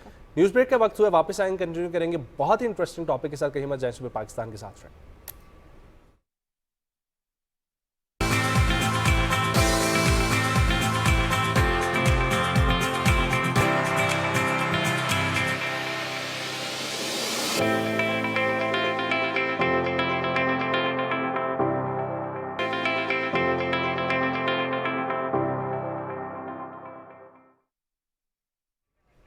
Once again welcome back to Subah Pakistan. और अगर अच्छा मूड रखना है, अच्छा दिन रखना है, तो अच्छी फ्रेगरेंस का इस्तेमाल जो है वो बहुत ज़्यादा ज़रूरी है, क्योंकि मोस्टली लोगों को ये नहीं पता होता कि हम किस टाइप की फ्रेगरेंस अपने लिए चूज़ करें, चाहे वो सॉफ्ट होनी चाहिए, चाहे वो स्वीट होनी चाहिए, किस तरह की होनी चाहिए, वो ज़रा कन्फ्यूजन रहती है। एंड बहुत सारे लोगों के लिए कन्फ्यूजन रहती है, चाहे वो मर्द हैं चाहे वो ख़वातीन हैं, लेकिन परफ्यूम का इस्तेमाल जो है वो बहुत ज़्यादा ज़रूरी है। एक तो ये कि आपसे एक अच्छी खुशबू आएगी तो आपका अपना भी मूड अच्छा होगा और आपके साथ इर्द गिर्द जितने भी लोग हैं, अगर आपकी अच्छी खुशबू आती है तो मेरे ख्याल से एक खुशबू जो है वो माइंड में रह जाती है, आपकी रिकग्निशन होती है। जब भी आप कभी दोबारा किसी जगह पे जाते हैं तो वो खुशबू आपकी उससे पहचानी जाती है, आपकी पहचान बन जाती है। तो अच्छी फ्रेगरेंस का इस्तेमाल जो है वो बहुत ज़्यादा ज़रूरी है। और फ्रेगरेंस आपको किस तरीके से इस्तेमाल करनी चाहिए, कौन सी इस्तेमाल करनी चाहिए, आज हम उसके ऊपर बात डेफिनेटली। और उसी के ऊपर बात करने के लिए one of the great reviewer, perfume reviewer और पाकिस्तानी यूट्यूबर भी हैं जो कि परफ्यूम्स के ऊपर ही काम कर रहे हैं, हमारे साथ मौजूद हैं जनाब अदील इम्तियाज साहब। अस्सलाम वालेकुम अदील साहब। वालेकुम बहुत शुक्रिया वक्त निकालने के लिए, खैरियत से हैं आप? Thank you so again much. बहुत इंटरेस्टिंग टॉपिक है और मेरा ख्याल है कि हम लोगों ने ही ये टॉपिक शुरू किया है मेन स्ट्रीम मीडिया पे कि परफ्यूम्स को जो है ना ज़रा डिस्कस किया जाए। सो परफ्यूम से रिलेटेड आपकी मोहब्बत और हम सब की मोहब्बत जो है ना वो एक ऐसी है कि ये वाहिद ऐसी चीज़ है जो नज़र नहीं आती लेकिन कॉम्प्लीमेंट गेटर जो है ना वो है। अब सवाल यहाँ पर ये बनता है कि एक बेसिक बंदा उसने जब परफ्यूम्स की तरफ जाना है तो उसको किन किन नोट्स की समझ होनी चाहिए और बेसिक नोट्स जो हर परफ्यूम में पाए जाते हैं, ये कॉमन फ्रेग्रेंसेस जो हैं उनमें होते कौन कौन से नोट्स हैं? अच्छा, सबसे पहले तो मुझे बहुत ज़्यादा खुशी हुई कि आप लोगों ने ये एक इनिशिएटिव लिया, फ्रेग्रेंसेस के ऊपर बात करना शुरू की, वरना मेन स्ट्रीम मीडिया के ऊपर मैंने काफ़ी नहीं देखा इतना ज़्यादा, इसके ऊपर डिस्कशन नहीं होती।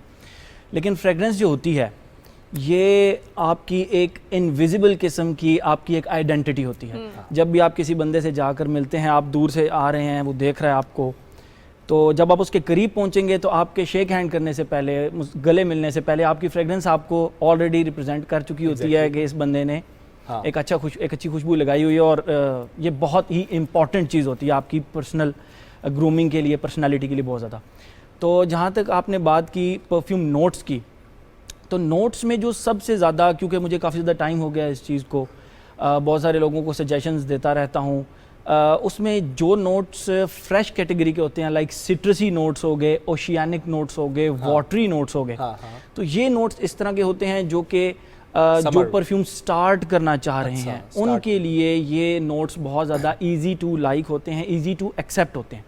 लेकिन जो आपका टाइम मतलब गुजरता जाता है परफ्यूम्स के साथ, तो आपको फिर वो इंसान का दिल है, वो कहता है दिल और चाहिए होता है दिल को, तो फिर आप एक्सपेरिमेंटेशन में जाते हैं, फिर आहिस्ता आहिस्ता आप हार्ड नोट्स की तरफ जाते हैं जिनमें लेदर आ जाता है। लेकिन स्टार्ट के अंदर जो इनिशियली जो लोग पसंद करते हैं वो सिट्रसी नोट्स को पसंद करते हैं, fruity, oceanic, fruity, floral notes को पसंद करते हैं, नोट्स जो है ना, ताकि वो इजीली वो हर जो है ना वो पिक कर लेता है, हर नोज के लिए वो इजी टू पिक होते हैं। अच्छा अदील, मोस्टली लोगों का अब ये भी मसला होता है कि उनके हाथ में परफ्यूम आता है तो पूरा नहा लेते हैं, क्योंकि ये मेरा भी प्रॉब्लम है, ठीक है? तो ये इससे किस तरीके से डील किया जाए? परफ्यूम किस तरीके से अप्लाई करना चाहिए, कितनी क्वांटिटी में होना चाहिए? अच्छा, जब हम सारे परफ्यूम्स तो लगाते हैं, लेकिन 2-3 चीज़ों का हमें ख्याल रखना चाहिए। जो मेन चीज़, जो सबसे ज़्यादा इंपॉर्टेंट चीज़ है कि परफ्यूम आप अपने लिए तो लगा रहे हैं, लेकिन वो आपकी रिप्रेजेंटेशन भी कर रहा है। तो उसके उस चीज़ को मद्देनज़र रखते हुए 3-4 छोटे छोटे रूल्स आपको देखने पड़ते हैं। और वो ये देखने पड़ते हैं कि आपने जब परफ्यूम लगाया तो आपके इर्द गिर्द के लोग उससे खुश हों, ना कि वो तंग हों कि कुछ इस तरह के परफ्यूम्स होते हैं जो कि आपको 2 से ज़्यादा स्प्रेज नहीं लगाने चाहिए, क्योंकि वो आसपास के लोगों को तंग कर सकते हैं, उनके सर में दर्द कर सकते हैं, because perfumery is a very very very subjective thing. ठीक है, आपको अगर ऊद पसंद है तो ज़रूरी नहीं है कि सबको पसंद हो। तो इसीलिए कुछ नोट्स इस तरह के होते हैं, कुछ जिस तरह मैंने आपको बताया सिट्रसी नोट्स हो गए, ओशियानिक नोट्स हो गए, ये इजी टू लाइक होते हैं, आप इनके 15-20 स्प्रे भी कर लें, नो प्रॉब्लम। लेकिन जो एक सेट तरीका है, लोग कहते हैं इस जगह पे लगाना चाहिए, ये वार्म एरियाज होते हैं, बट आप लोगों को पता है पाकिस्तान का टेम्परेचर इतना ज़्यादा 47-48 तक जाता है, तो ये मैक्सिमम 37-36 तक टेम्परेचर होता है। तो ये रूल पाकिस्तान में तो अप्लाई नहीं है। यहाँ पे अगर आपने एक अच्छी खुशबू लगानी है तो एक स्प्रे आप अपनी ईयर की बैक साइड पे यहाँ लगा सकते हैं, एक अपने ईयर के यहाँ पे लगा सकते हैं, और एक back of the head on the hairy area, and that's it. उससे ये बेनिफिट होता है कि आपको, अच्छा ये भी अक्सर बात की जाती है कि स्किन पे अप्लाई करना चाहिए या फैब्रिक पे करना चाहिए? It totally depends on the concentration of the perfume. एक परफ्यूम जो होता है उसमें 3 किस्म की कैटेगरीज आती हैं, एक होता है EDT, एक होता है EDP और एक होता है परफा कंसंट्रेशन। तो जो EDT होता है वो बेसिकली स्किन के लिए ही बना होता है और उसकी लास्टिंग इतनी ज़्यादा नहीं होती। एक होता है ऊदे परफा, वो स्किन पे रिकमेंड नहीं किया जाता क्योंकि उसके अंदर ऑयल की कंसंट्रेशन ज़्यादा होती है, तो वो स्किन को इरिटेट कर सकता है, आपको इचिंग हो सकती है, तो वो फैब्रिक के ऊपर। और जो थर्ड होती है परफा कंसंट्रेशन, वो भी आप फैब्रिक के ऊपर। फिर एक कैटेगरी आती है अतर की, जिसमें सिर्फ ऑयल बेस्ड होता है, तो वो आप स्किन पे लगा सकते हैं। उसको बनाया ही इस तरह जाता है कि वो आपकी स्किन को। अच्छा अदिल, यहीं पे ना एक और क्वेश्चन भी आ रहा है कि बहुत सारे लोग जो है वो बॉडी मिस्ट यूज़ करते हैं, परफ्यूम वैक्स यूज़ करते हैं, बॉडी स्प्रेज यूज़ करते हैं, बॉडी परफ्यूम्स यूज़ करते हैं, इन सब में डिफरेंस क्या है और इनको अप्लाई करने का तरीका? अप्लाई करने का तरीका सबका सेम है, सबका सेम है। इस एरिया में आप लगा सकते हैं, और अगर आपके कुछ लोग स्लीव हाफ स्लीव पहनते हैं, कुछ फुल स्लीव पहनते हैं, तो एक स्प्रे यहाँ और एक स्प्रे यहाँ, दैट्स इट। बॉडी मिस्ट, आपके बॉडी स्प्रेज, इनमें सिर्फ और सिर्फ कंसंट्रेशन का फ़र्क होता है। जो बॉडी स्प्रेज होते हैं वो बेसिकली बॉडी ऑडर को प्रिवेंट करने के लिए होते हैं, जबकि body mist, cologne, EDT, EDP और परफा, ये सब के सब परफ्यूम की कैटेगरी में आते हैं। सिर्फ और सिर्फ ऑयल की कंसंट्रेशन का डिफरेंस होता है। लेकिन बॉडी मिस्ट भी आप बॉडी पे यूज कर सकते हैं, बॉडी मिस्ट भी आप बॉडी पे यूज कर सकते हैं, लाइक बॉडी ऑर्डर के रिप्लेसमेंट में आप उसको यूज कर सकते हैं। Exactly. अच्छा, कुछ जो है अब ये बात कर लेते हैं हम लोग सीजन वाइज, तो समर के नोट्स क्या होने चाहिए और विंटर के नोट्स क्या होने चाहिए? क्योंकि अक्सर मैंने लोगों को देखा है कि उनको तो पसंद है हार्ड नोट्स, लेकिन वो गर्मियों में सख्त गर्मी में लगा के घूम रहे होते हैं और उससे अगले बंदे के सर में दर्द शुरू हो जाती है। अच्छा, I was practising the same thing कि मुझे स्पाइसी नोट्स, ऊद नोट्स पसंद थे, तो मैं गर्मियों के अंदर भी ना उनको लगाया करता था। लेकिन with the passage of time आप लोग ये सीखते हैं कि अगर आप स्पाइसी नोट्स या ऊद बेस्ड नोट्स लगाते हैं तो उससे आपके इर्द गिर्द के लोग इरिटेट होते हैं। तो I started using fresh perfumes, I started using floral perfumes, यानी गर्मियों के अंदर आप इनका इस्तेमाल करें जिसमें सिट्रसेस हों, फ्लोरल्स हों, और आप उसको कह सकते हैं कि थोड़ी सी ओशियानिक टाइप खुशबू। हाँ, सर्दियों में आप अपनी चॉइस पे आ सकते हैं, उसमें स्पाइसी फ्रेगरेंसेस भी आती हैं। आप सर्दियों में हम क्या फ्रेश नोट्स भी यूज कर सकते हैं? यस, हम बिल्कुल कर सकते हैं, क्योंकि कुछ लोगों को स्पाइसी नोट से ऑल ईयर अराउंड प्रॉब्लम होता है, तो आप कर सकते हैं। There is no hard rule कि आप फ्रेश कैटेगरी के नोट्स को सर्दियों के अंदर यूज नहीं कर सकते। अच्छा, लेकिन लेदर के साथ साथ सीजन के साथ साथ इसमें एज का भी जरा मेंशन कीजिएगा, क्या स्कूल गोइंग है या कॉलेज वाले या फिर जो प्रोफेशनल्स हैं या बड़ी उम्र के लोग हैं, वो किस तरह की दावत पे बंदे ने जा रहा है, वहाँ पर कैसा होना चाहिए? आपको ये सुनकर बहुत ज़्यादा हैरानी होगी कि मैं अपना जितना भी तक ये एक्सपीरियंस है मेरा, मैं आपको उस लिहाज से बता रहा हूँ कि इसका एज से कोई ताल्लुक नहीं होता। मैंने यंगस्टर से यंगस्टर्स लड़के भी देखे हैं 13, 14, 15 साल के, और वो ऊद लगा रहे होते हैं। पर्सनल प्रेफरेंसेस है, personal preferences. It totally depends on your nose, it totally depends on your liking. जिस तरह आपकी ज़बान है, आप खाना खाते हैं, कुछ लोग बहुत ज़्यादा स्पाइसी बिरयानी ये वो खाना पसंद करते हैं, कुछ लोग वो कहते हैं नहीं हमें बिल्कुल मिर्चें हल्की सी चाहिए, ज़्यादा नहीं चाहिए।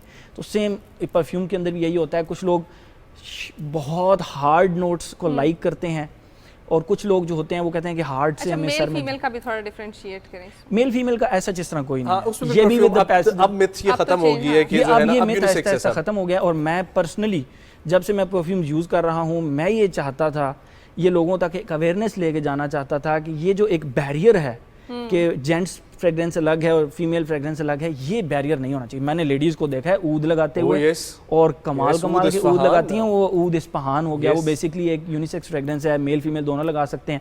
लेकिन आप कभी उसको फर्स्ट टाइम लगाएं तो आपको बिल्कुल, आपको कहेंगे ये लेडीज़ कैसे लगा सकती हैं। अब मुझे ये बताएं, आपको ऐसे नोट्स बताएं जो अक्सर आपकी वीडियोस में भी हम देखने में आते हैं, जो फील एक्सपेंसिव, ठीक है, और फील लाइक अ बॉसी, ठीक है, वो होता है कुछ लोगों को शौक, तो उसके लिए कुछ फ्रेग्रेंस के नोट्स जरा बताएं।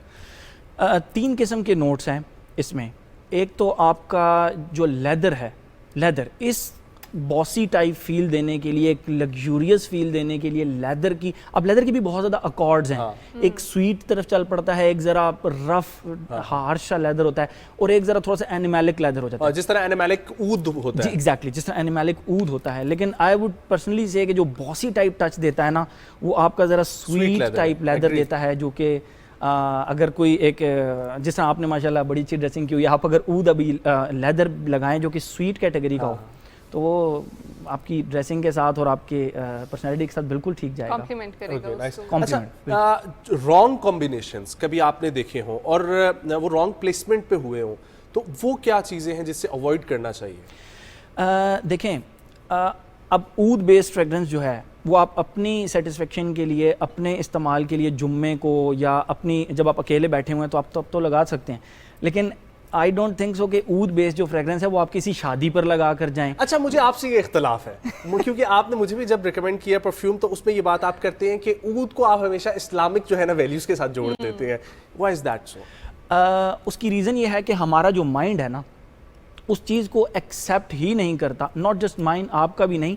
आप कभी भी किसी शादी पे अगर ऊद लगा कर जाएंगे तो ऊद is very very very rich entity, वो अपने अंदर ही एक रिच एंटिटी है। तो उसको जब आप एक ऐसी जगह पर लगाएंगे जहाँ पे एक फंक्शन शादी का चल रहा है, तो it may give you animalic type of feel, it may give you floral feel. ऊद के बहुत ज़्यादा कॉर्ड्स हैं जिसके अंदर उसमें सिट्रसी भी आ जाएगा, उसमें वो फ्लोरल भी आ सकता है, उसमें वो एनिमैलिक भी आ सकता है। तो यू नेवर नो कि ऊद किस वक्त किस टाइम के ऊपर किस तरह खुले। ठीक है। तो इसीलिए ऊद मैं रिलीजियस इस तरह जोड़ता हूँ कि अगर आप कहीं मस्जिद में बैठे हैं तो ठीक है, तो वहाँ पर ठीक फ्लोरल भी चल जाएगा, एनिमैलिक भी चल जाएगा, उसमें अगर थोड़ा सा इंसेंसी नोट आ रहा है तो वो भी चल जाएगा। अच्छा, मैं सर इन चीज़ों की बात हो रही है तो अक्सर लोग कहते हैं कि बच्चों को फ्रेग्रेंसेज या इस तरह की चीज़ें नहीं लगानी चाहिए। एक तो वो, और दूसरा ये बताएगा कि क्या परफ्यूम्स की कोई एक्सपायरी डेट होती है या फिर टाइम के साथ साथ ही बस ठीक? ओके, टाइम के साथ साथ मजीद रिच होते जाते हैं। हाँ, तो इसमें ये होता है कि बच्चों को फ्रेग्रेंसेस बिल्कुल लगाते हैं। हम बचपन से ही बच्चों को पाउडर नहीं लगाते हैं, तो फ्रेग्रेंसेस बिल्कुल बच्चे लगाते हैं। और परफ्यूम्स बच्चों के लिए स्पेशल भी बने होते हैं, लेकिन ये जो परफ्यूम्स होते हैं जो हमारे अडल्ट्स के होते हैं, ये आप बच्चों को कपड़ों के ऊपर लगा सकते हैं। लेकिन वही बात है कि कैटेगराइजेशन है, सिट्रसी, ओशियानिक और इस तरह की फ्रेग्रेंसेस सिर्फ लगा सकते हैं। फ्रेश कैटेगरी की हार्ड ऑब्वियसली वो नहीं लगा सकते बच्चों को। दूसरा सवाल आपने एक्सपायरी डेट का, तो परफ्यूम्स अगर आपने प्रॉपर जगह पर स्टोर करके रखे हुए तो वो भी बता दें कैसे स्टोर करते हैं। With the passage of time उनकी रिचनेस ज़्यादा हो जाती है। बल्कि मैं कुछ परफ्यूम्स हाफिज़ साहब को मैंने बताया भी था कि वो मेरे पास 2010 से पड़े हुए हैं, 2008 से पड़े हुए हैं, तो उनकी रिचनेस और उनकी वैल्यू इंक्रीज होती है by the passage of time. और अभी परफ्यूम रखने का तरीका क्या है? नजम भाई ने कहा कि परफ्यूम रखने का तरीका ये है, तो इस तरह है कि आप उसको किसी भी ह्यूमिड जगह पे ना रखें। अच्छा, कोशिश करें अपने क्लोजेट के अंदर रखें जहाँ पे उसको ड्राई जगह पे और अंधेरी जगह पे, लाइट कम हो। अच्छा, और जूं वो आप उसको लगाएंगे, यूज़ करेंगे, उसके अंदर स्पेस बढ़ती जाएगी एयर की, और जूं वो ओल्ड होता जाएगा उसकी वैल्यू और उसकी खुशबू मज़ीद डेंस और मज़ीद रिच होती जाएगी। अब मेरे ख्याल से तमाम तर लोग ये करेंगे कि अपने परफ्यूम्स जो है वो लेके कुछ सालों के लिए वो अंधेरी जगह पे जो है ना घुसा देंगे और फिर उस तरीके से होगा। वेल अदील साहब, बहुत शुक्रिया आपका वक्त निकालने के लिए। सच इंटरेस्टिंग जो है ना ये हमारी कन्वर्सेशन, और आई होप कि इसी तरीके से informative. Thank you so much for joining. ख़वातीन और हज़रात, परफ्यूम लगाएं, रोज़ लगाएं, अपने आसपास लगाएं, और बॉडी ऑर्डर जो है ना वो पूरा साल चलता है, उसका कोई ताल्लुक नहीं है गर्मियों से। तो इसलिए मैं आप लोगों से ये रिक्वेस्ट करूंगा, अपील करूंगा कि सर्दियों में भी अपना जो है ना वो इस चीज़ का खास ख्याल रखा करें। डेफिनेटली। न्यूज़ ब्रेक की तरफ हम लोग बढ़ेंगे, वापस आएंगे, कंटिन्यू करेंगे हमारे साथ।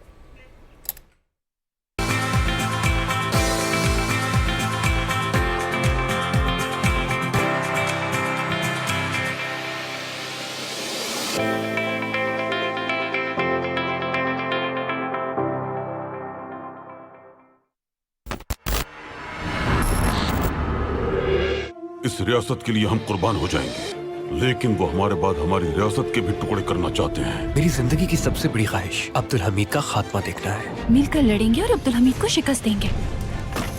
अगर अहमद पाशा मेसन है तो हम इसका मुशाहिदा अपनी आंखों से करेंगे। अहमद पाशा, अब आपकी वफादारी पर भी शक किया जा रहा है। पाशा होने को तो छोड़ो, तुम तो इंसान भी नहीं हो इस्माइल। यानी मेसन सैलानिक में जमा नहीं हो सकते? इस मकसद के लिए पाए तख्त में जमा होंगे। दूसरों के बलबूते पर रहने वाले लोग कभी भी कामयाब नहीं होते। मैं उसे ज़ाती तौर पर सजा दूंगा। उन्हें रोके इससे पहले कि वो जुल्फुल इस्माइल पाशा को कत्ल कर दे। जुल्फुल इस्माइल! अब उन्होंने हमें तन्हा करने के लिए हमारे दोस्तों पर हमला किया है। तो अब्दुल हमीद को इस बार ऐसा जख्म लगेगा जो कि कभी भी भर नहीं सकेगा। सुल्तान मौसम, सुल्तान मौसम।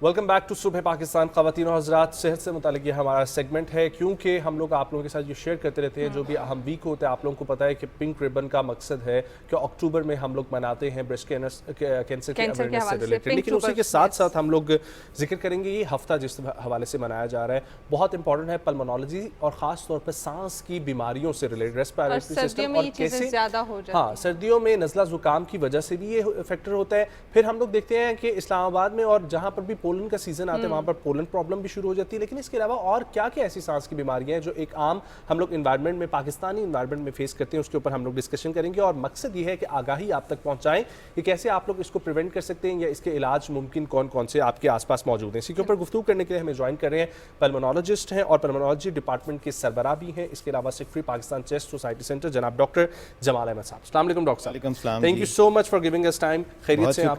जी अल्लाह का शुक्र है, खैरियत से हूँ। डॉक्टर साहब, इस हफ्ते को मनाने का मकसद क्या है और पाकिस्तान के एनवायरनमेंट में हमें कौन कौन सी ऐसी डिजीज़ देखने को मिलती हैं जो सांस से मुताल्लिक़ होती हैं? अच्छा, ये हफ़्ता बेसिकली रेस्पिरेटरी केयर वीक के नाम से मनाया जाता है और इसका मकसद ये है कि हम जो सांस की बीमारियों से डील करने वाले डॉक्टर्स, पैरामेडिकल स्टाफ, जो नर्सिंग के स्टाफ हैं, जो रेस्पिरेटरी केयर थेरेपिस्ट्स हैं, इनकी अहमियत को उजागर किया जाए। पाकिस्तान में अगर हम देखें तो सांस की बहुत सारी बीमारियां बहुत कॉमन हैं, जिनमें एस्थमा है, COPD है जो स्मोकिंग से रिलेटेड है,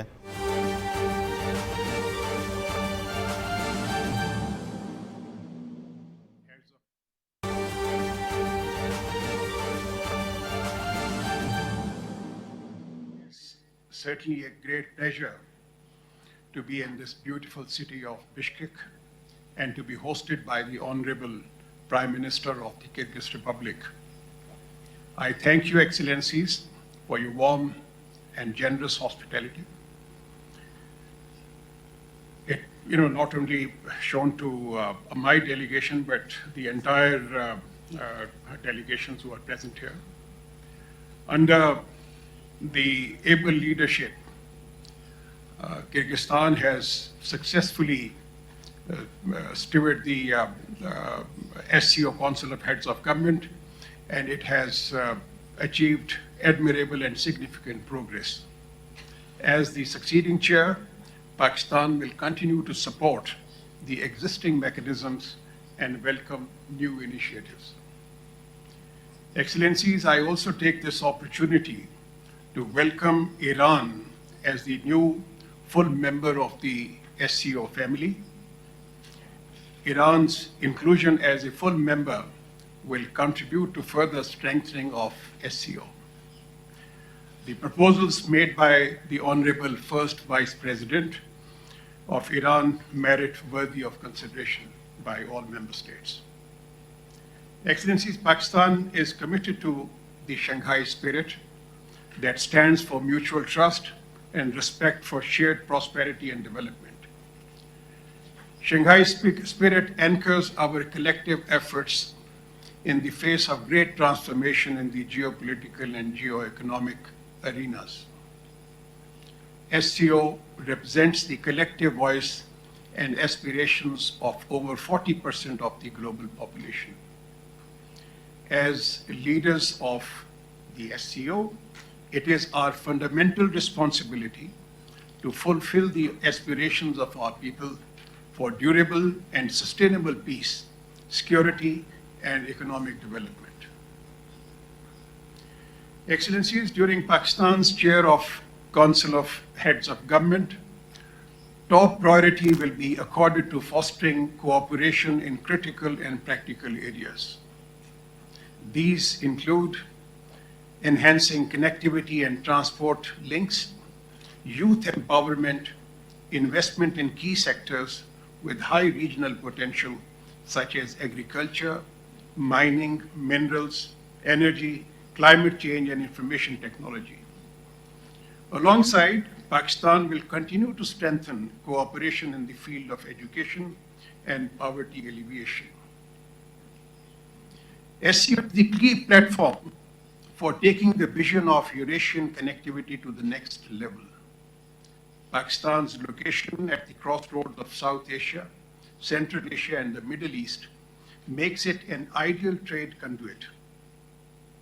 Investing in our collective connectivity capacities is crucial to advancing our shared vision for an economically integrated region. In this context, Pakistan plans to host Conference on Transport Connectivity for Regional Prosperity this year. China-Pakistan Economic Corridor is a force multiplier for regional connectivity. Lack of connectivity is an impediment to regional trade, investment, and development. CPEC does not only connect Pakistan to its neighbor China, but also offers all SCO member states a chance to invest in our shared future and full regional economic integration. Excellencies, SCO Business Council and SCO Interbank Association can play a vital role in fostering economic and commercial cooperation among SCO member states through strengthening interaction amongst entrepreneurs and promoting people-to-people contacts. The Council and the Association can also facilitate investment in areas of mutual benefit for all SCO member states. To advance these objectives and bolster connections among businessmen and industrialists from SCO member states, Pakistan proposes to host SCO Businessmen Conference early next year. Excellencies, transformation in the global political and economic order has been accelerated by the digital and information revolution. To equip our next generation with the required tools and skill sets to navigate these revolutionary trends, we should be proactive and preemptive. In this regard, empowerment of our youth is of foremost importance. It is imperative that we further develop our strengths and address our weaknesses in a timely fashion. Our policies of today can harness the tremendous human potential of our region. In this vein, Pakistan proposes to host a conference on youth empowerment through digital economy during our chairmanship. Excellencies, regardless of the varied stages of economic development, all SCO member states are still faced with challenges related to poverty and food security. We can overcome these challenges through common efforts and by learning from each other's experiences. We are confident that under Pakistan's permanent chairmanship of the Special Working Group on Poverty Alleviation, significant impetus can be provided to our collective endeavors aimed at improving the living standards of our people.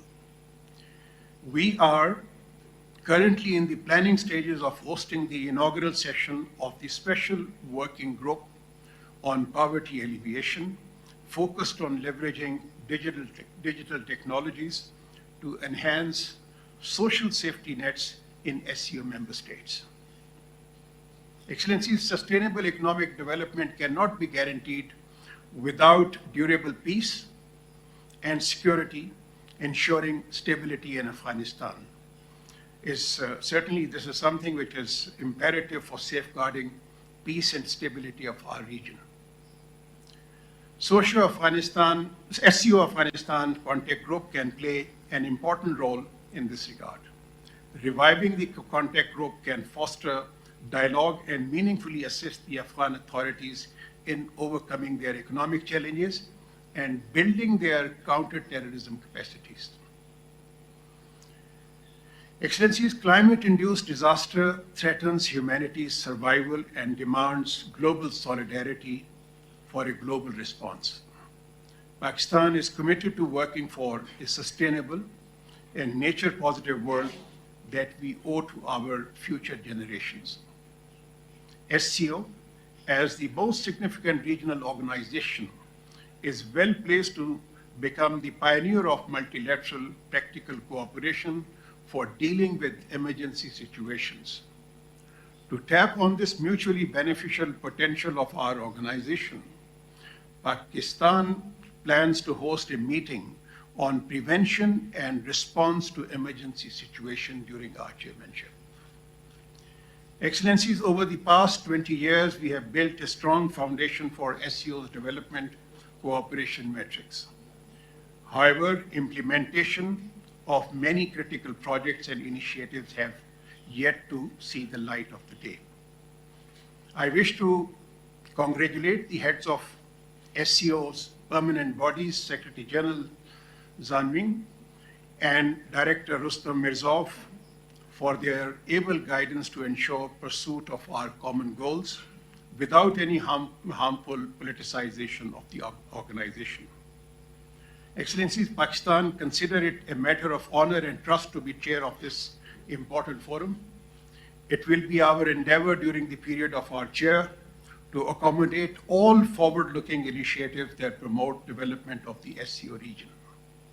Pakistan looks forward to an active and positive participation of all member states to realize our regional potential. Before concluding, I would also like to commend the hard work and dedication of the national coordinators and all experts in various formats who helped in finalizing the documents and decisions that will be adopted and signed today. In conclusion, Excellencies, let me reaffirm Pakistan's unwavering support and commitment to the Shanghai spirit in addressing our common challenges and advancing SCO's goals and objectives of peace, prosperity, stability, and connectivity of the SCO region. I thank you, Excellencies.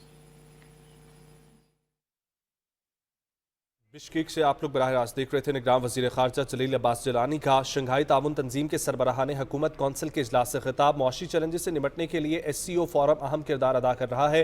वज़ीर ख़ारजा ने मज़ीद कहा कि Iran को SCO में शामिल करना होगा और CPEC इस पूरे खत्ते के लिए बहुत ही अहम और गेम चेंजर साबित हो रहा है। आगे बढ़ेंगे और वापस आएंगे अपने टॉपिक की तरफ जो कि है सांस की बीमारियों से रिलेटेड, और उस पर हमें ज्वाइन किया हुआ है डॉक्टर जमाल अहमद साहब ने। जी डॉक्टर साहब, हम लोग जिक्र करते हैं सांस से बीमारियां जो हमारे इन्वायरमेंट में हैं। हाँ जी, हम डिस्कस कर रहे थे सांस से रिलेटेड बीमारियों का। एक टर्म यूज़ की जाती है सांस है ज़िंदगी। हमारी बॉडी के हर सेल को सर्वाइव करने के लिए ऑक्सीजन की ज़रूरत होती है, और उस ऑक्सीजन की अगर डेफिशिएंसी होगी तो ग्रेजुअली या एक्यूट स्टेज में हमें काफ़ी मुश्किलात पैदा हो सकती हैं। तो सांस से रिलेटेड बीमारियाँ सबसे इम्पॉर्टेंट तो है ब्रोंकियल एस्थमा है, जो बहुत कॉमन है, दमे की शिकायत है। आजकल बहुत आहिस्ता आहिस्ता इसकी इंसिडेंस बढ़ता जा रहा है जैसे जैसे सर्दी आ रही है। रेस्पिरेटरी ट्रैक्ट इन्फेक्शंस की वजह से एग्रेवेट हो सकता है। फिर एयर पोल्यूशन की वजह से इसके ऊपर बड़ा असर पड़ता है, जिस तरह आजकल फॉग और फिर आगे स्मॉग के चांसेस बढ़ रहे हैं जो हमारे मुल्क में बहुत है। फिर क्रॉनिक ऑब्स्ट्रक्टिव लंग डिजीज़ हैं जो वर्ल्ड में तो मतलब multiple diseases, multiple third important cause है डेथ का वर्ल्ड में, क्रॉनिक ऑब्स्ट्रक्टिव लंग डिजीज। अच्छा, और डॉक्टर साहब पाकिस्तान में सबसे ज्यादा क्या चीज देखने को आती है? पाकिस्तान हमारे में एनवायरनमेंट को देखते हुए, हमारी एनवायरनमेंट को देखते हुए एस्थमा, COPD ये दोनों बहुत कॉमन है जो रेस्पिरेटरी डिजीजेज हैं। और इनकी रीजंस क्या हैं? रीजंस COPD का तो मेन रीज़न जो है वो तो स्मोकिंग है, और स्मोकिंग को तो मेरा ख्याल है किसी सूरत में इनकरेज नहीं करना चाहिए। और सेकंड जो है, हम कश्मीर से और इस इलाकों से देखते हैं जो लोग बायोमास फ्यूल का एक्सपोजर होता है, रात को लकड़ियाँ जलाते हैं, खाना पकाने के लिए भी लकड़ियाँ जलती हैं, उनसे जो स्मोक होता है उससे भी उनको ऑब्स्ट्रक्टिव एयरवे डिजीज़ होती हैं। और इसके बाद फिर ये जब बढ़ती हैं तो रिकरेंट चेस्ट इन्फेक्शंस होती हैं, पेशेंट्स रेस्पिरेटरी फेलियर में जाते हैं, जिसके लिए फिर उनको ऑक्सीजन की ज़रूरत होती है और साथ उसके डिवाइसेस की ज़रूरत होती है जो लॉन्ग टर्म बेसिस पे उनको यूज़ करने होते हैं। अच्छा डॉक्टर साहब, ये भी बताइएगा कि क्या बाकी कोई डिजीज़ हैं जिनकी वजह से रेस्पिरेटरी डिजीज़ साथ हो सकती हैं? बाकी डिजीज़ जैसे कोविड में हमें देखने को मिला। जी, कोविड था। कोविड बहुत इंपॉर्टेंट डिजीज़ थी जिसने हमें बेसिकली, वो भी एक चेस्ट इन्फेक्शन थी जो इन्फेक्शन तो ठीक हो जाती थी लेकिन उसके बाद लंग्स के ऊपर अफेक्ट करती थी। उससे लंग्स का इतना डैमेज होता था कि पेशेंट रेस्पिरेटरी फेलियर में जाते थे और उसी से यूजुअली उनकी डेथ्स होती थी। उसमें फिर रेस्पिरेटरी केयर, फिजिशियंस, पल्मोनोलॉजिस्ट, साथ रेस्पिरेटरी थेरेपिस्ट, इनका रोल आ जाता था। फिर इसी तरह एक बीमारी है obstructive airway, obstructive sleep apnoea एक बीमारी है जो ओबीज लोगों में कॉमन होती है, जो जैसा आपने सुना होगा खराटे लेते हैं बहुत ज़्यादा। ये भी बड़ी अंडर डायग्नोज्ड है और अंडर मतलब लोग प्रेजेंट एक बीमारी में कंसीडर होता है। खराटे लेने से की तो बीमारी वैसे साथ वाला डिस्टर्ब होता है, सही बात है, उसकी तो जिंदगी लेकिन वो पेशेंट जो खराटे लेते हैं उनकी रात के टाइम पे ऑक्सीजन की भी डेफिशिएंसी होती रहती है और उन लोगों में लॉन्ग टर्म में इस्केमिक हार्ट डिजीज़ का, हाइपरटेंशन का, स्ट्रोक्स के इंसिडेंट्स बढ़ जाते हैं इन लोगों में। ठीक है। तो अच्छा डॉक्टर साहब, हमारे इन्वायरमेंट में एक और चीज़ बहुत देखने में, जब हम बचपन में थे तो कहीं कहीं सुना करते थे और हमारे लिए बड़ी नई चीज़ होती, कोई इनहेलर यूज़ कर रहा है और दमे की प्रॉब्लम। आजकल तो हर दूसरे बंदे को ये प्रॉब्लम नज़र आती है, उसकी क्या वही वजह है? इतनी कॉमन है, ब्रोंकियल एस्थमा इतना कॉमन है कि उसके लिए उसका जो फर्स्ट लाइन ऑफ ट्रीटमेंट है वो तो इनहेलर्स ही हैं। मुख्तलिफ़ किस्म के इनहेलर्स आ गए हैं, उसी से उसको कंट्रोल किया जाता है। हाँ, हमारे जो एनवायरनमेंट, हमारी जो लोगों में इनहेलर्स को बड़ा एक तरह से एक कहते हैं कि ये यूज़ किया तो आदत पड़ जाएगी और इसलिए यूज़ नहीं करना। हमारी एलोपैथिक मेडिसिन में तो टैबलेट्स भी हैं, इनहेलर्स भी हैं, सिरप्स भी हैं, इंजेक्शंस भी हैं। इनहेल्ड फॉर्म में मेडिसिन लेते हैं, उसका सिर्फ इफेक्ट ये होता है कि लोकली एक्ट करती है, बाकी बॉडी के ऊपर उसका असर नहीं होता और बीमारी को भी जल्दी कंट्रोल कर लेती है। आजकल जो पोलन की वजह से जो रेस्पिरेटरी डिजीजेस होती हैं वो, और जो डिफरेंट एलर्जीज की वजह से आपको सांस लेने में इशू हो रहा है, उसको किस तरीके से डील किया जाए? उसमें सबसे इम्पॉर्टेंट तो है कि प्रिवेंट किया जाए, जिस हद तक प्रिवेंशन हो सकती है। माहौल में जो हम चेंजेस कर सकते हैं, कई लोगों ने घरों में बर्ड्स रखे होते हैं, पेट्स रखे होते हैं, उनकी वजह से लंग्स की बहुत बीमारियां होती हैं। अगर किसी को किसी चीज़ से एलर्जी है, जिस हद तक उसको अवॉइड कर सकते हैं उसको अवॉइड करें, उससे उस चीज़ को प्रिवेंट कर सकते हैं। फिर जिनको एस्थमा या इस तरह की प्रॉब्लम्स होती हैं, उनके लिए सजेस्ट किया जाता है कि इस आजकल ही ये इसका इन्फ्लुएंज़ा का वैक्सीन अवेलेबल होता है, वो हर साल नए स्ट्रेन्स के अगेंस्ट बना के भेजते हैं। और वो अगर फ्लू की वजह से यूजुअली कई दफ़ा एस्थमा एग्रेवेट हो जाता है, फ्लेयर अप हो जाता है। जब फ्लू लगता है, फ्लू ठीक होता है, लेकिन उसके बाद फिर एस्थमा को फ्लेयर अप कर दे, तो उसको प्रिवेंट करने में ये जो वैक्सीन्स हैं ये भी हेल्प करते हैं। सही है। और मास्क का इस्तेमाल भी क्या इसको? मास्क का इस्तेमाल बिल्कुल ऐसी जगह पे जहाँ पे कोई पेशेंट्स हों या कोई एनवायरनमेंट में डस्ट हो या कोई फ्यूम्स वगैरह का हो, एलिमेंट हो, उसमें मास्क का यूज़ करना चाहिए डेफिनेटली। अच्छा डॉक्टर साहब, जिस तरीके से कहा जाता है एक रेगुलर चेकअप का वर्ड यूज़ होता है, जी, जो कि हमारे यहाँ पे तो बिल्कुल नहीं है। जी, हमारे यहाँ पे जब तक कुछ प्रॉब्लम ना हम डॉक्टर के पास नहीं जाते। तो इस किस्म के कुछ टेस्ट हैं जो अपने रेस्पिरेटरी सिस्टम को चेक करने के लिए, अपने लंग्स को देखने के लिए आप अगर साल में एक दफ़ा, 2 साल में एक दफ़ा जो है वो करवा लें। एटलीस्ट जो लोग स्मोकिंग करते हैं, मैं यही कहूँगा स्मोकिंग छोड़नी चाहिए उनको। लेकिन उनको साथ ये सांस के टेस्ट, स्पायरोमीट्री एक सिंपल सा टेस्ट है, वो करवा के, चेस्ट का एक्सरे करवा के देख लेना चाहिए। क्योंकि स्मोकिंग से सिर्फ ये लंग्स इफेक्ट नहीं होते, लंग्स के बॉडी के हर एरिया को इफेक्ट करते हैं, लेकिन लंग्स का कैंसर कॉज कर सकती है। लंग के कैंसर का इंपॉर्टेंट कॉज है स्मोकिंग।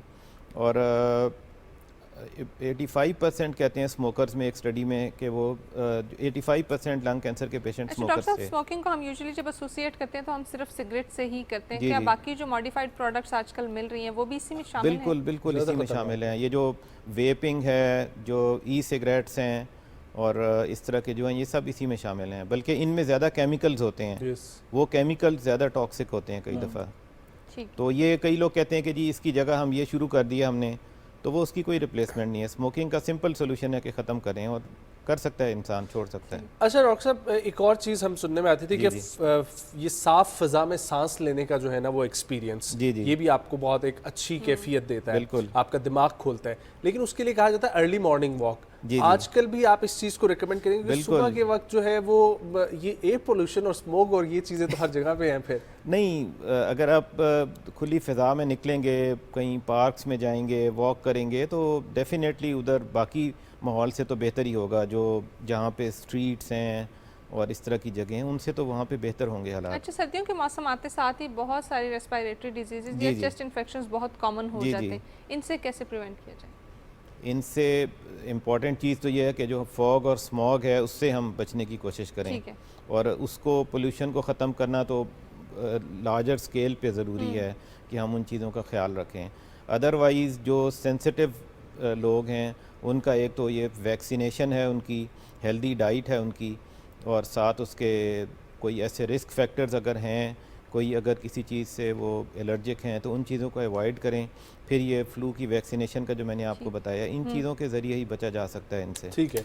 अच्छा डॉक्टर साहब, एक तो चीज़ जो मुझे सीधी सीधी नज़र आती है वो आती है स्मोकिंग। जी। स्मोकिंग एक मेन रीज़न है रेस्पिरेटरी की बहुत सारी डिजीज़ की वजह। लेकिन अगर मैं और आपसे पूछना चाहता हूँ, बहुत स्वेयर केस जो आपने अपनी लाइफ टाइम में देखा हो, जी। और वो किसकी वजह से था, और उसका स्वेयर केस आज दिन तक रेस्पिरेटरी का क्या हो सका है? क्या इसकी वजह से डेथ भी कॉज हुई है या कुछ और? किसी भी रेस्पिरेटरी जिसमें लंग्स का आप कैंसर कंसीडर कर लें या कुछ और? लंग्स की तो बहुत सारी डिजीज़ेज़ हैं, इंटरस्टिशियल लंग डिजीज़ेज़ हैं। मैंने देखे हैं ये जो कई लोग बर्ड्स के साथ जो डील करते हैं, हाइपर सेंसिटिविटी निमोनाइटिस है, फिर इसके साथ उसके साथ कई दफ़ा रेस्पिरेटरी फेलियर में जाते हैं। और ये जितनी आप चीज़ें बता रहे हैं इनकी वजह से डेथ भी होती है। डेथ भी होती है, रेस्पिरेटरी फेलियर में जाएंगे। रेस्पिरेटरी फेलियर में अगर उनका सही ट्रीटमेंट नहीं होगा तो वो उनके लिए सर्वाइवल मुश्किल हो जाता है। फिर उनको लॉन्ग टर्म ऑक्सीजन की ज़रूरत पड़ती है। लंग्स इतने डैमेज हो जाते हैं कि रिपेयर नहीं हो सकते हैं, तो फिर उसके बाद सर्वाइव नहीं कर सकते हैं। कोविड में भी यही था। Well, thank you so much doctor साहब फॉर कमिंग। बहुत अच्छा लगा आपसे बात करके। वी होप कि हमारा जो मकसद था अवेयरनेस का वो किसी हद तक कंप्लीट हुआ होगा। अपना ख्याल रखें और आसपास की चीज़ों को भी जो है ना, आसपास के लोगों को भी ख्याल रखें।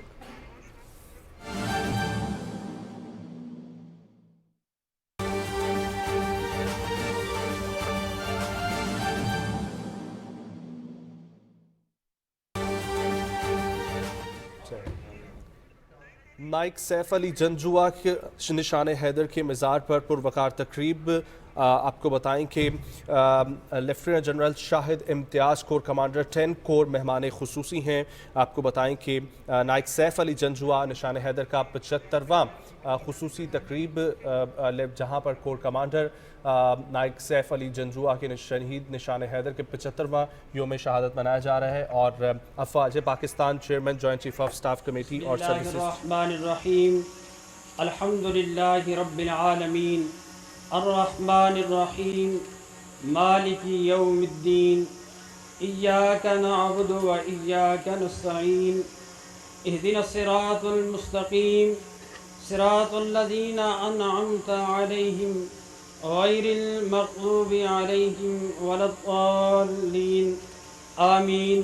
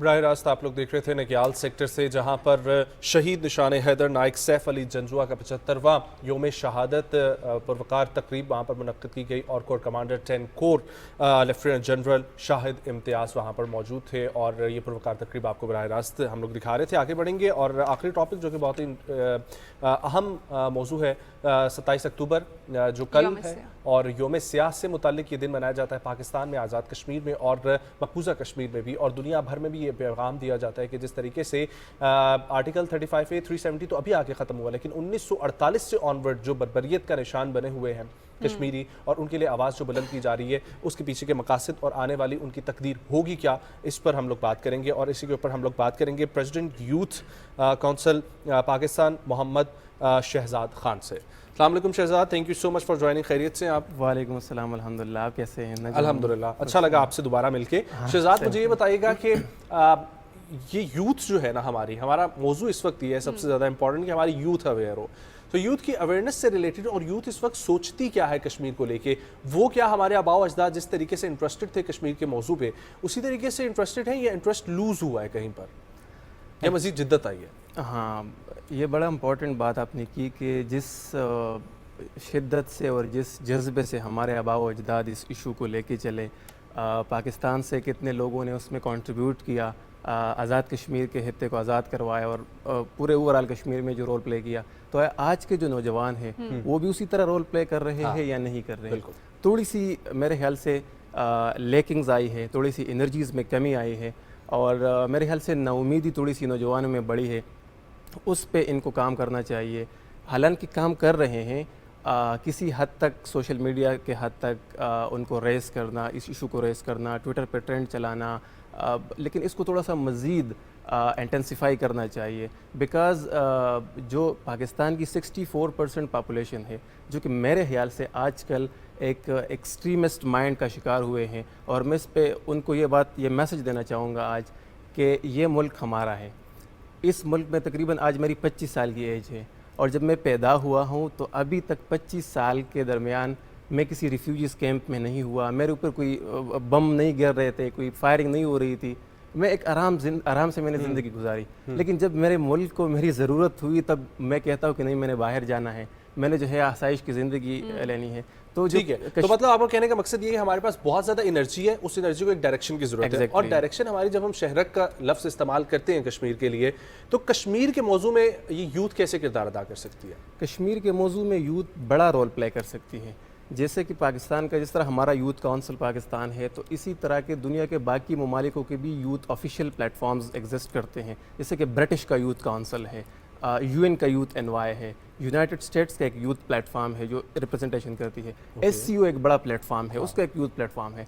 हमें उनको इंगेज करना चाहिए ताकि उनको इंगेज करके उनके साथ बैठ कर, जिस तरह UN के अंदर, OIC के अंदर, SCO के अंदर हमारे ऑफिशियल्स जाके बैठते हैं, इसी तरह यूथ लेवल पे हम उन यूथ को इंगेज करके इंटरनेशनली उनसे जो है इस इशू को उजागर करें। और दूसरी बात यह कि पाकिस्तान की जो 64% पॉपुलेशन है, जो सोशल मीडिया पे एक्टिव है, टिकटॉक पे एक्टिव है, उसको थोड़ा सा पॉजिटिविटी की तरफ लाके ना अपनी राइटिंग स्किल्स, कि जो मैं लिखूँ तो वो इतना कंटेंट पावरफुल हो कि वो वाशिंगटन पोस्ट एक्सेप्ट करे पब्लिश करने के लिए, वॉल स्ट्रीट एक्सेप्ट करे पब्लिश करने के लिए, इकोनॉमिस्ट एक्सेप्ट करे, ताकि लोग देखे, दुनिया देखे कि जो पाकिस्तान का नौजवान है वो जस्ट बोल नहीं रहा, जिस सोशल मीडिया पे एक्टिव नहीं है, बल्कि उसकी जो कंटेंट है, रिसर्च है, वो लॉजिकली बात कर रहे हैं, लॉजिकल बात करते हैं और फ्यूचर सिक्योर है। अच्छा शहजाद, जब हम यौम सियाही इस तरह के जितने भी दिनों की बात करते हैं, तो हम पहला हमारा जो एम होता है वो ये होता है कि हम इस दिन को मनाएं, और मनाने का तरीका ये होता है कि हम इकट्ठे इस सारी यकजहती में निकल आते हैं। दूसरा हमारा ये होता है कि हम सोशल मीडिया को इस्तेमाल करते हैं, लेकिन सही प्लेटफॉर्म्स क्या हैं जिनके ऊपर जाकर हमें बात करनी चाहिए? जैसे आप कह रहे हैं कि हमें लिखना चाहिए, तो वो कौन से प्लेटफॉर्म्स हैं जिनके लिए हम लिखें तो ही आवाज़ बुलंद हो सकेगी? इस तरह के, जिस तरह 27 अक्टूबर है जिसमें 1947 को इंडिया ने जो है वो इलीगली ऑक्यूपेशन की, और इसका एक सिलसिला जो है वो जारी है। और बहुत से लोग कहते हैं कि यार आप लोग सिर्फ सेमिनार्स कर रहे हैं, ये कर रहे हैं, वो कर रहे हैं। ऐसी बात नहीं कि जैसे सेमिनार्स तक जो है वो मौजूद है, ये सिस्टम तो है, इस तरह चलता रहता है। हर पार्टी, हर स्टेक होल्डर इसमें रोल प्ले करता है अपना। फॉरेन ऑफिस अपने डोमेन में इंगेज होता है, यूथ अपने डोमेन में इंगेज होती है सोशल मीडिया पे, और इस तरह एक्टिविटीज। यस, तो ये फर्स्ट ऑफ ऑल तो है कि जब आप पढ़ रहे हैं यूनिवर्सिटी के अंदर है, तो यूनिवर्सिटी में आप खुद को इतना इक्विप करें, यूनिवर्सिटी में जो है आप इतना सीखे, खुद को जो है समझाएं उस चीज़ के ऊपर कि आपके लिखने का पावर बिल्ड हो जाए। आप अपने फैकल्टी मेंबर्स, रिसर्चर्स के साथ जो है वो टाइम, जो भी हमारे पास आ रहे हैं, हम अभी तक यूथ लीडर्स को ही बुला रहे हैं, उनसे मेरा डेली एक सवाल कॉमन होता है जो मैं आपसे भी पूछूंगा, why Kashmir is important for Pakistan? Kashmir सिर्फ पाकिस्तान के लिए इम्पॉर्टेंट नहीं है, कश्मीर सिर्फ रीजन के लिए भी इम्पॉर्टेंट नहीं है, कश्मीर पूरी दुनिया की पीस के लिए इम्पॉर्टेंट है।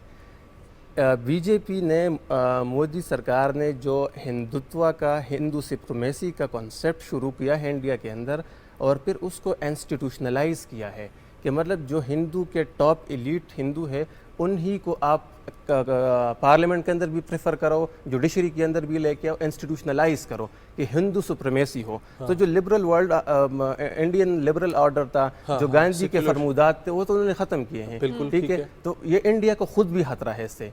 दूसरी बात यह कि कश्मीर इशू हल ना हुआ तो इससे पूरी रीजन को, ये जो आग है ना, ये जो मोदी कर रहा है, जैसे कि मैं मिसाल दूँ कि 5 अगस्त 2019 से लेके दिसंबर 2019 तक 15,000 करोड़ का इकोनॉमिक लॉस हुआ 4 महीनों में।